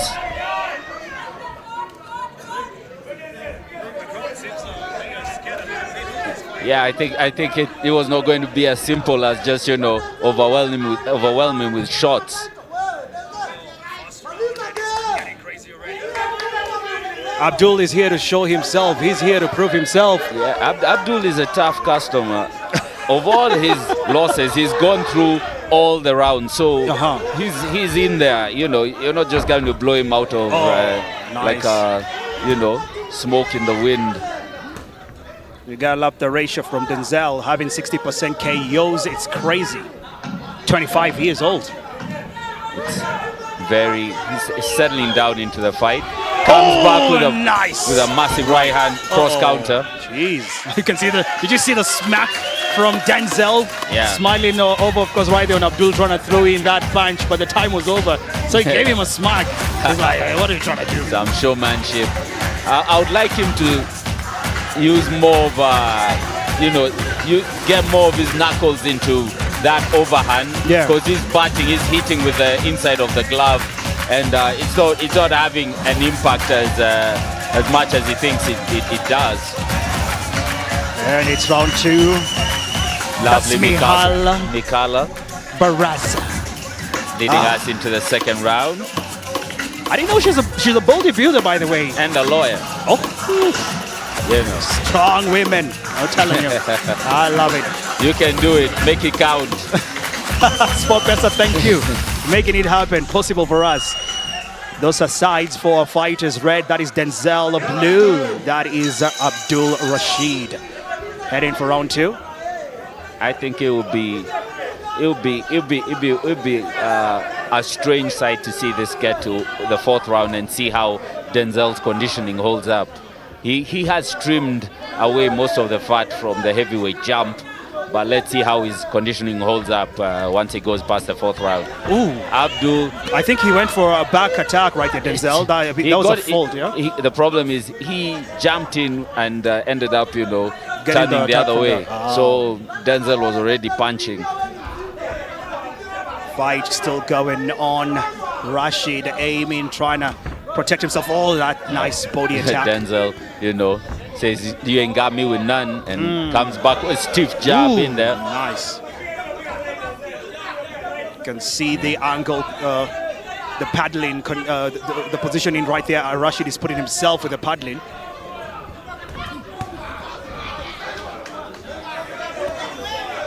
Going in with that high guard from Abdul, protecting himself. You can see all the jabs from Denzel are hitting the glove. I'd like to see him set up more shots downstairs with the jab.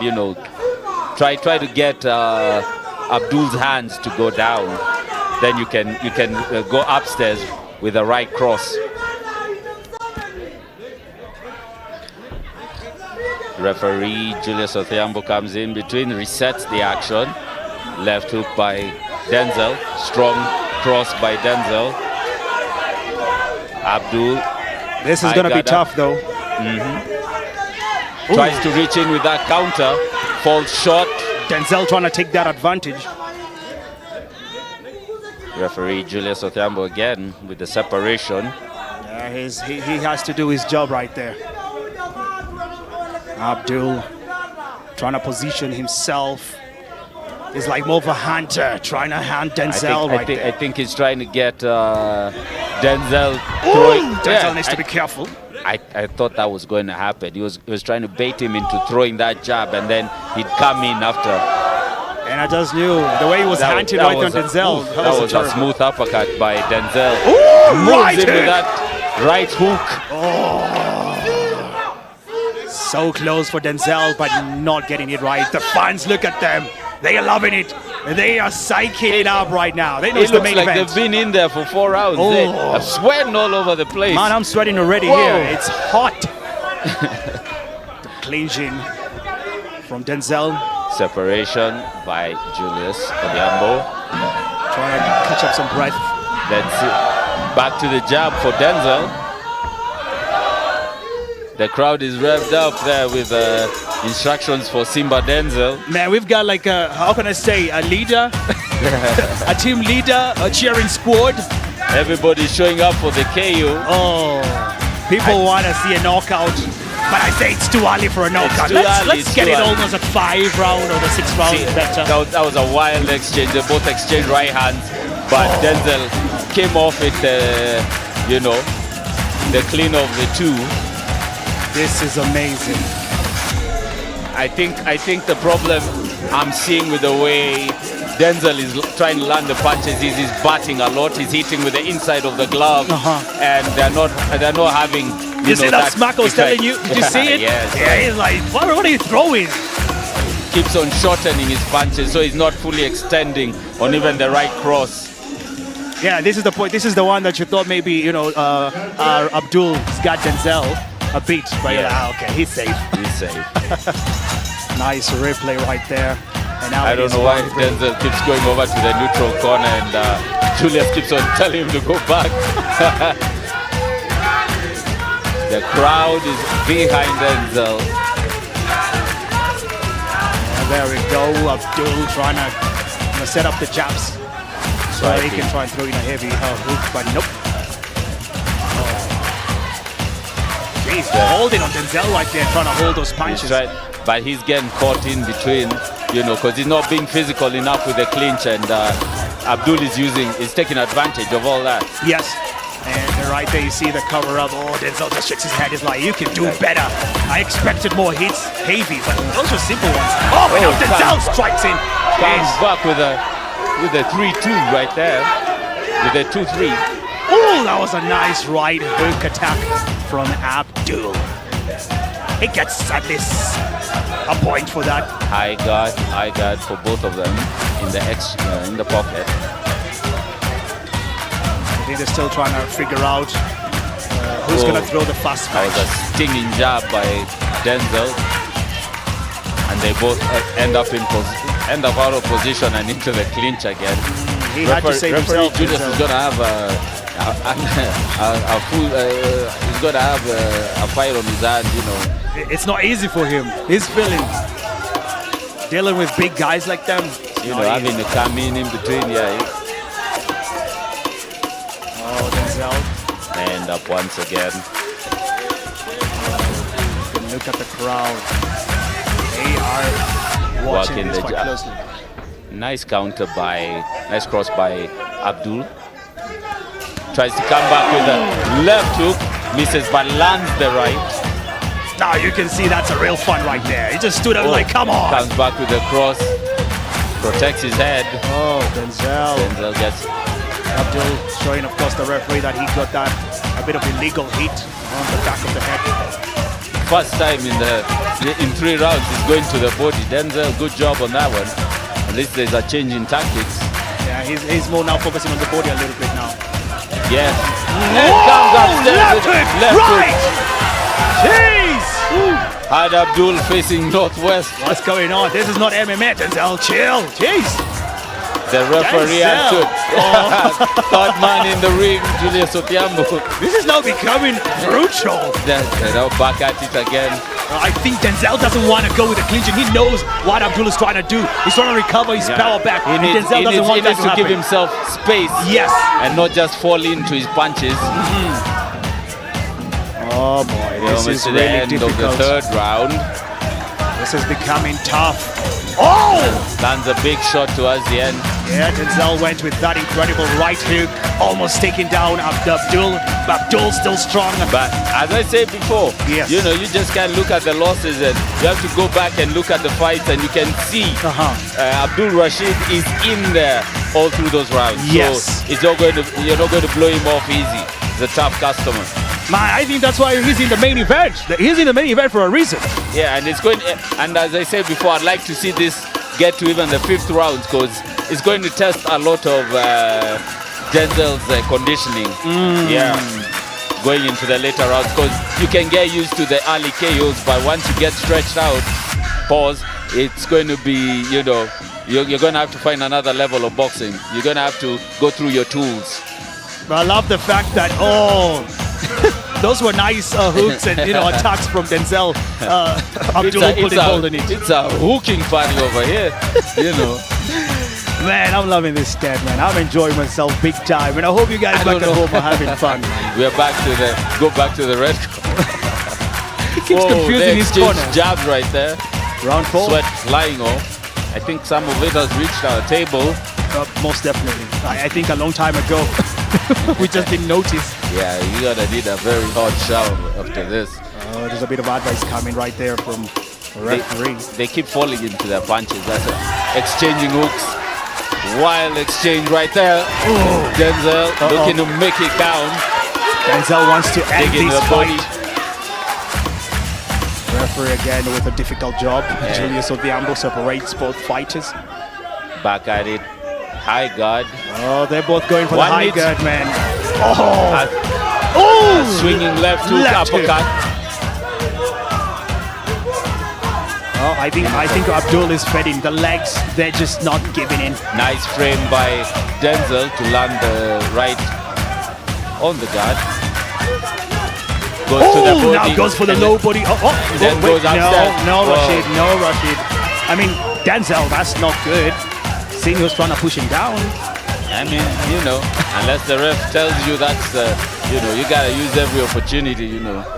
Yeah, you gotta do what you gotta do. Denzel tells him, come on, let's go. But they end up in the clinch again. You gotta save your power. You gotta give yourself space to punch. He had his guard up, but he felt that left hook. Uppercut by Denzel. Going for the body from Denzel. Goes upstairs. Left hook lands. Catches him. That was illegal, though, but come on, to the Denzel. Staggers Abdul, but then. Referee's like, come on. We still have a minute in the round. And it's just getting hard right now.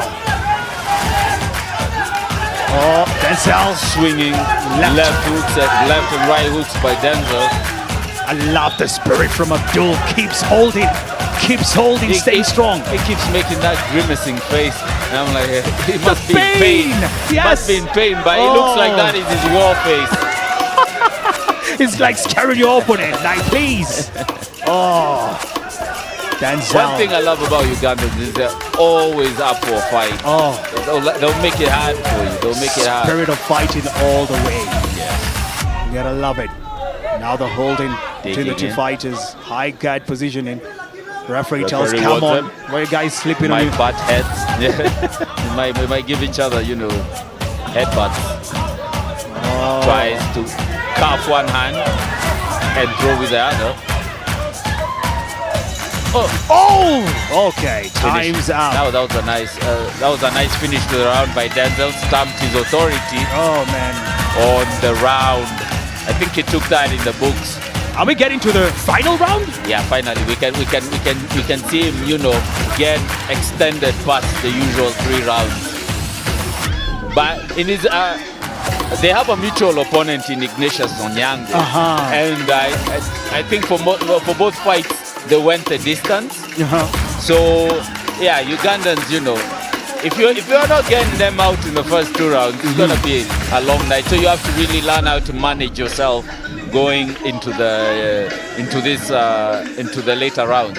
Oh, but you gotta love the amazing performance from both of these fighters. Main event is not a joke. Going in right now, we are round 5. That was a nice slip by Denzel.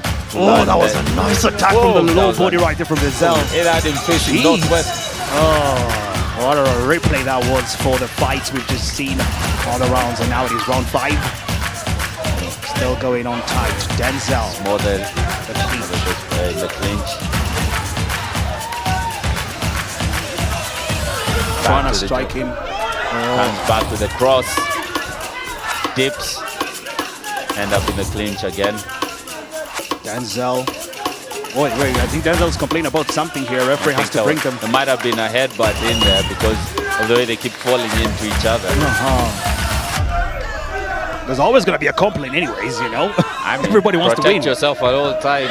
Oh, that was a nice right uppercut. Oh, that stiffened his legs. Oh my days. Abdul, he's a nasty uppercut right there. Man, Abdul is a fighter, man. You gotta respect what him. Is his chin made of? Oh, he doesn't go down. He holds on. He keeps on making that face. I'm like, it's like he's drawing power from somewhere. Back to the jab for Abdul. Comes back with a right hook. Sweeping right hook by Denzel. Trying to position himself, Abdul, but he knows very well he is facing a champion. It's not going to be easy. This is the thing I want to see. Abdul takes down Denzel. We are going to have a title match. Trust me. Yeah. He will want the title. Tries to come back with the uppercut, but Abdul takes his head off the center line. Separation. Is there someone bleeding? Because I'm seeing... You've seen some... I'm seeing some... Might be Denzel's nose. Oh, boy. Yeah, that's Denzel's nose. He's bleeding. Oh, nice. Denzel. Nice hook over the top. Trying to escape from the holding right there, the clinching from Abdul. Oh, nice attack. Left hook came in through, but didn't take out Abdul. Still holding on. Right hook, right hook, right hook. Gets him with the right hook. Oh, left, they're swinging right now. Oh, come on. Yes, and Denzel is bleeding right there. Yeah. Look at the crowd. You can see this lady on green. Oh, she's like, oh, she's feeling the pain. Yeah, look at her face. Goes to the body for Denzel. Up with the left hook. Oh, boy. Another right hook over the top. Referee Otieno. Denzel is having a bleeding on the nose. And there seems to be a cut on one of Abdul Rashid's eyes. Oh, this is some tough fight. A messy affair in there. And we still got one more round. Unbelievable. I love it. I think both of them are bleeding. You know, busted up noses right now. Oh, you can say that again. Oh. Jeez. Jeez. I love it. Give me the replays now. Come on. What a fight. Woo. Amazing fans. Loving every moment. Enjoying the sip of their drinks. I'm just feeling with every punch my brain liquefy. I mean, how is Abdul still standing? Man, after- I don't get it. All the shots, all the attacks, he's still strong. Whoa, that was a nice dig to the body. Oh, and left. upstairs with the left hook. Right. Denzel was not but wasting the time. But he ended up smothering his offense and couldn't follow up properly. You gotta love seeing, of course, the coach of Denzel trying to advise him. This is how you're gonna do it. This is how you throw it. And he went going for an uppercut, going left, right, striking with the hooks, but still Abdul being that Abdul guy. Strong he is. I think he had a nice offense there with the uppercut to the left hook. Yes. But he should probably bring the left hook down to the liver, and I think that might kill Abdul Rashid's momentum. Jeez, you can see the power from Denzel right there. Just trying to make sure that Abdul goes down. Yeah, he had the same offense up at heavyweight. Final round, ladies and gentlemen. Tries to come back with the uppercut, left hook. Ooh. Denzel trying to go in again with the left, right. Back in the clinch for both of them. Referee Julius Odhiambo again. Separation. Listen to the crowd, The brother. crowd telling you to finish. You need to Maliza this thing quick. Yes, finish. That's what they're saying. But he's in there with one tough customer in Abdul Rashid. Abdul like Tough Maliza as leather. Tough as leather finish right who? there. Referee really having a very tough job here tonight. Jab by Abdul Rashid. Switches it to a left hook. You can see the legs. Look at the legs of Abdul right there. He's fading, man. Look at the legs. Do you see it? Do you see it? Walks into a stiff jab by Denzel. Denzel says, come on! Come Let's over here! swing it out, buddy. Denzel calling him! Going in! back Left, swinging. right! Denzel calls for the fight! Oh, and Abdul with a clean. Just got to save himself with that. Abdul says, let's go, man. Come on, The we're wasting momentum time. is halted for a bit, but let's see if they get back to it. Oh, boy. You see what Abdul is doing? You see what he's Odhiambo doing? stepping in. I think Denzel needs to give himself space and uncock that uppercut because Abdul keeps on falling in with the high guard. Look at what Denzel is saying. Come on, Abdul. Stiff Give jab by me. Denzel. Oh! That one was nasty. Had him changing head slots. Nasty stiff jab. Bats away. Left hook again by Denzel in exchange. Comes back over the top. Oh, boy. I Tied think up in the clinch. Abdul senses when Denzel wants to go for a finishing attack, finishing power, and he just like, hey, I'm going to clinch on you right now. I think it's also because Denzel keeps falling into his attack, so you know he makes the clinch accessible to Abdul. This is going to be a difficult one, man. It's going to be a tough, it's going to be a very pensive 30 seconds to the end of the round. Another batting right hook by Denzel. And it's not easy. If you're watching back at home, don't think this is a joke. This is done only by professionals. Taking in the heat, the pain. Smacking right hand over the top. Denzel calls for more. Denzel trying to call for more. Oh, what a fight! I mean, again, we always, as we say, it's going to be an explosive affair for the co-main and the main event. Yes. I had thought we were going to get, a quick KO in the first two rounds, but it looks like Abdul Rashid, tough as nails, The guy looks like he's made out of leather. So, tough boots right there. That was one hell of an entertaining show. Loved every moment, loved every move. You can see the crowd really had a good time. Everybody smiles on. They got behind the fighter in Denzel. Yes. Home crowd advantage right there. Oh man, there's always a home crowd advantage, no matter what. See, of course, Denzel thanking his fans for coming here tonight. Goes on his knees, a little bit of prayer, and the crowd right there. Look at Denzel, a little bit of prayer right there. Thanking the Most High for his work, for his power in him. Oh, yes. Always gonna thank God, though, you're alive. At the end of the day, you get to go home to your family. Yes. it's at the end of the day, it's still a sport. Yes. We all want to go back to our families. We don't want anyone to go home impaired or anything. So, nice action-packed 6 rounds we got there. Great performance. Replay is going on. Ted, I'll let you talk about the replay a little bit. As you can see, Denzel trying, move out the way, come back with something heavy. But, Abdul Rashid, a wily vet as well, clinching, getting time to rest in the clinch. Went to the body as well, but Abdul was not going anywhere. Coaches were very animated in the corner with the instructions, trying to get him to fire the 1-2. That was a nice uppercut left hook. And it's a testament to Abdul's chin that he never once hit suffered a knockdown, never once hit the canvas. He was still in there to the end of the 6 rounds.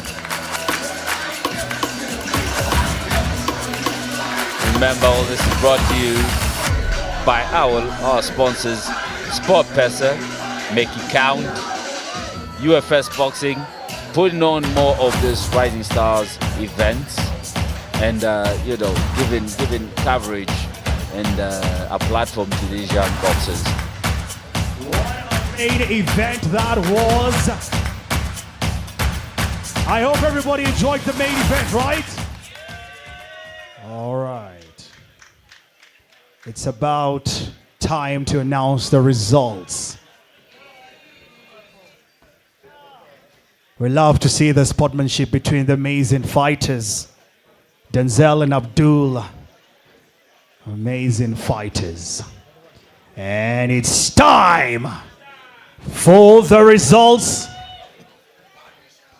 Judge number 1, 59-55. Judge number 2, 59-55. Judge number 3, 59-55. Your winner by unanimous decision, the main eventer winner, the one and only, the Hungry Lion, Denzel Onyango.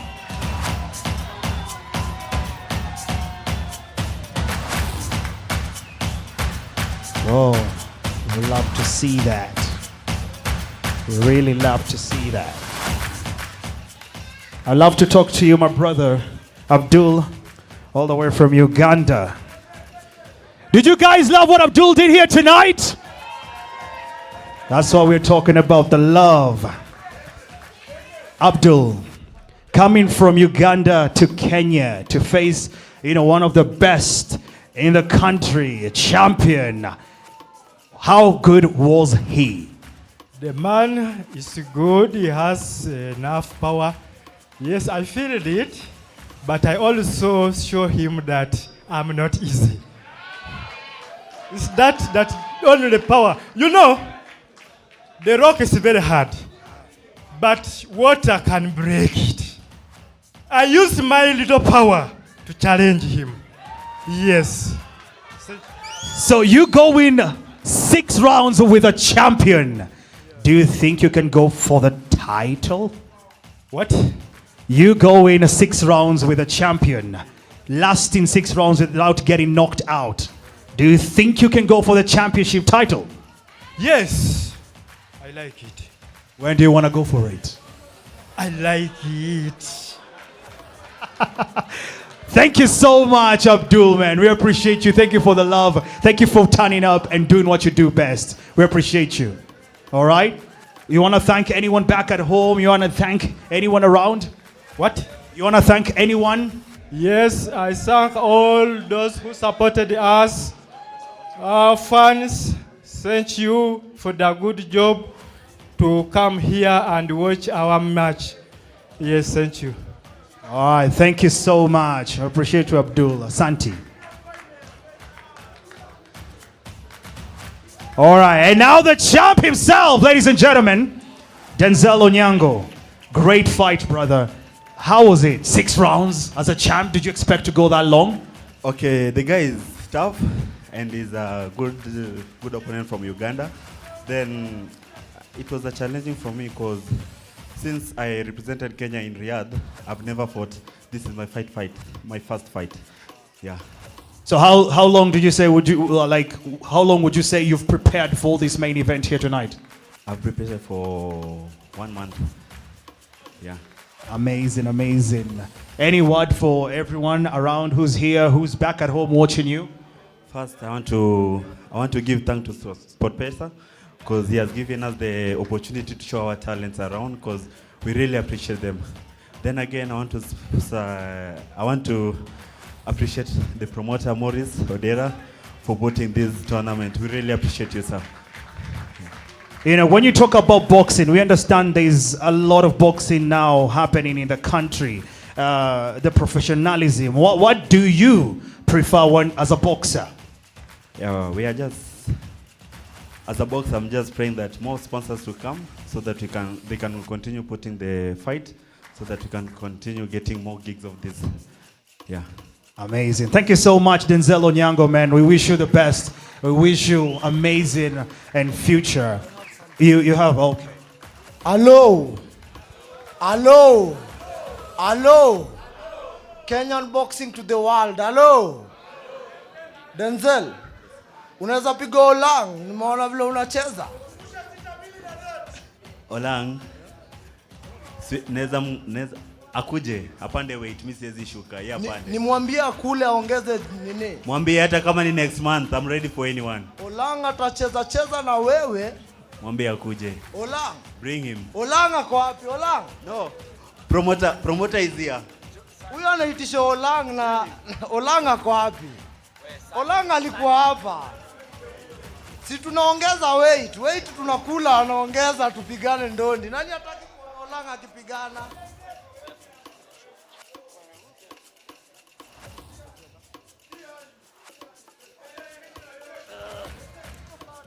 All right, ladies and gentlemen, apologies.